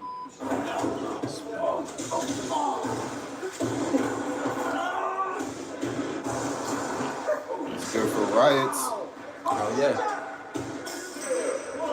Pissed off people trying to kill you. Oh my god. Oh, nice. They throwing weights at it. Yeah. Yeah, it's real good for riots. Get you, motherfucker! Oh shit. My freaking whatever those are. I think My you'll be okay. freaking whatever those are. You don't even know.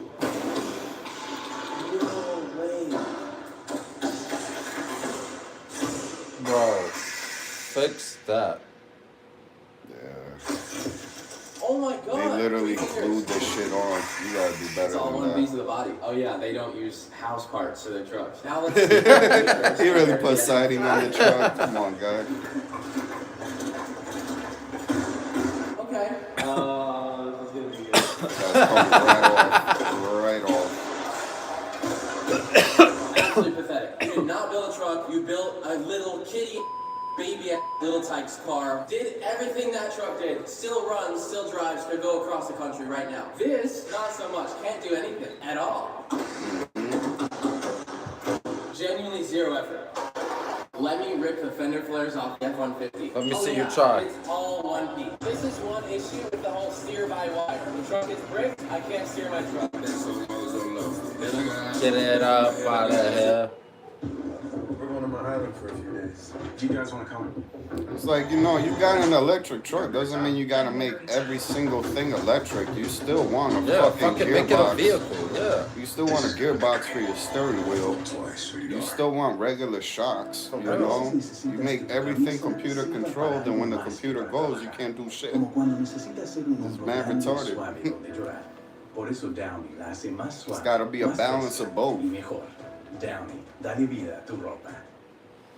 I got ass everywhere, so I know where you going. I can drop ties in this bitch. Drop like flies in this bitch. I cut ties in this bitch. But it's good for post-apocalypse. That shit took C4 blast. That means it could take a grenade blast. It's not your fault you can't do it. This shit took a riot, controlled riot. We have a Cybertruck for y'all. Yep. It needs a windshield and some other stuff. Okay. It does not run. We don't know why. A windshield and some other stuff. Again, place a windshield. That it? Yeah. My only goal is for it to like drive again. I give the Cybertruck. I have to say, I think it lost. Bro, when they see this shit, they're gonna be like, yo, just give them another one.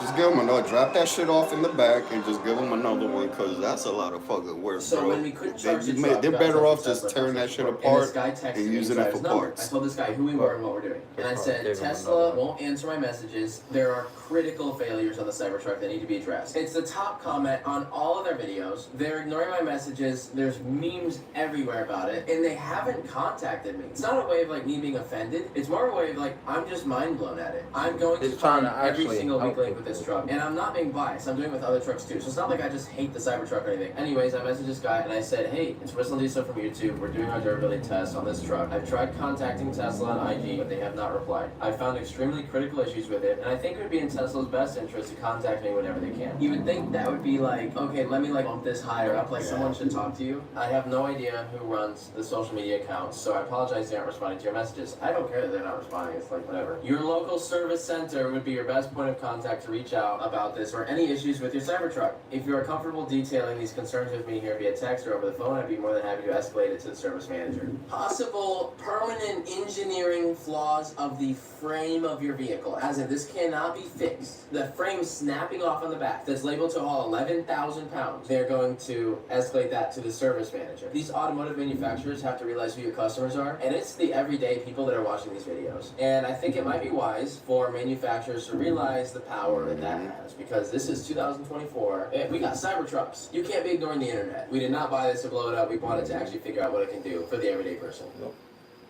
Basic fucking shit, man. Basic fucking shit. I want to see that one. Welcome to G-Wagon Durability Test number 3. Are G-Wagons as durable as everybody says they are? What the fuck are you doing? You know, somebody somewhere, all of these car manufacturers are not going to let you buy any of their cars. We're going to be 100% honest with our durability testing. Nothing in this video is faked or sponsored. Mercedes this is what you need, man. my warranty from the car after finding See, out when they make these cars, they do have their own tests, but their test is very controlled and specific. This is a more broader, very fucking experiment. They control tests based on what they consider realistic, you know, scenarios. But not everyone has a car and does realistic shit. People buy cars and do crazy shit with them. You want to know how it performs there too. Crazy as shit.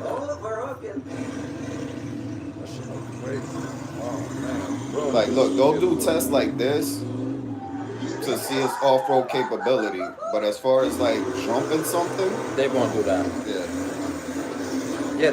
Get it. That's not a Ford fucking Ranger.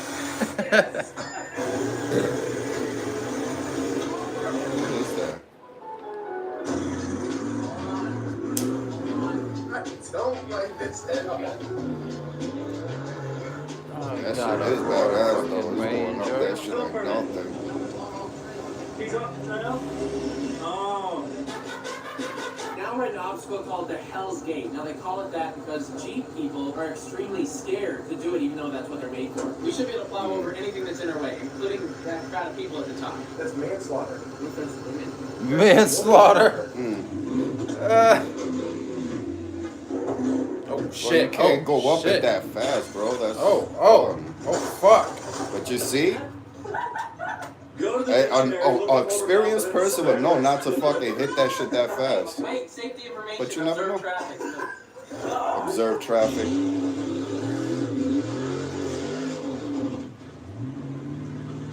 That's how you want to go up that shit. Fucking slow go. See, it got up and you didn't have to destroy it. Fucking Still ban took him the for abuse though. vehicles.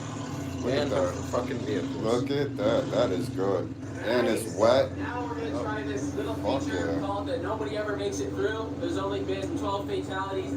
12 fatalities. You'll be the 5th. His friend's got a vest on. Got too fast. Yeah, I don't know why you gotta play cricket.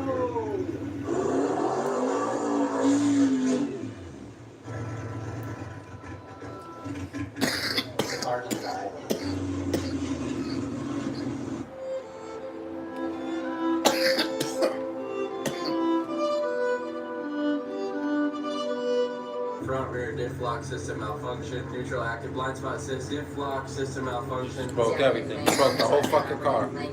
Fucked up his axles. Right tail and brake lamps. Auxiliary battery malfunction. Check left locating. Check right locating. Active distance assist. Inoperative. Auxiliary battery malfunction. Active brake assist. Functions limited. Rear right malfunction. Service required. Man, you fucked up a lot of Doors shit. on G-Wagons are meant to be slammed in order to close them, so that should technically mean that I can close the door as hard as I want, right? So we're going to be doing a door slam test now with Eddie.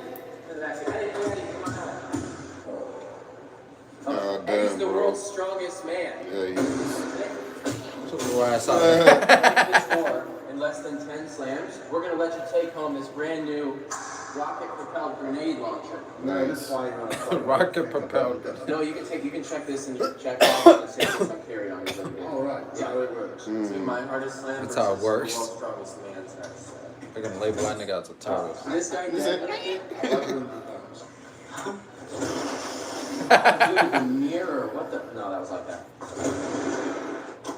Oh no! No way! Are you kidding? Okay. 2 slams? Oh! Yeah, we can just get this side up. It made me flinch. Yeah, you got nervous. Like, fuck. I knew it was fake and it still made me flinch. It's just a reaction. Oh, there it is. Holy crap, dude! That's like the 3rd or 4th slam. Yeah, that shit is done. After you rip the shit I'm about to say, this nigga left his handprint in the metal, but that was his fingerprint. That nigga, you thought he was strong like fucking Hawk. Because I will. Nigga looking. Red carpet for him. Oh, that's for abrasiveness. You're not stopping that, bro. Come on. Let's be real. Not on that shit. Yeah, it's not. It's a fucking vehicle, bro. No, he's doing pretty good at it. What you call it? Yeah, wait till he gets to that dry turf. Yo, that is so dangerous, bro. Yeah, slow down to 5th degree.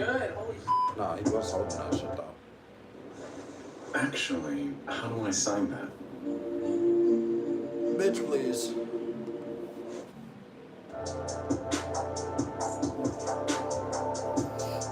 Alright, back it up. Good, good. Yeah, you're good.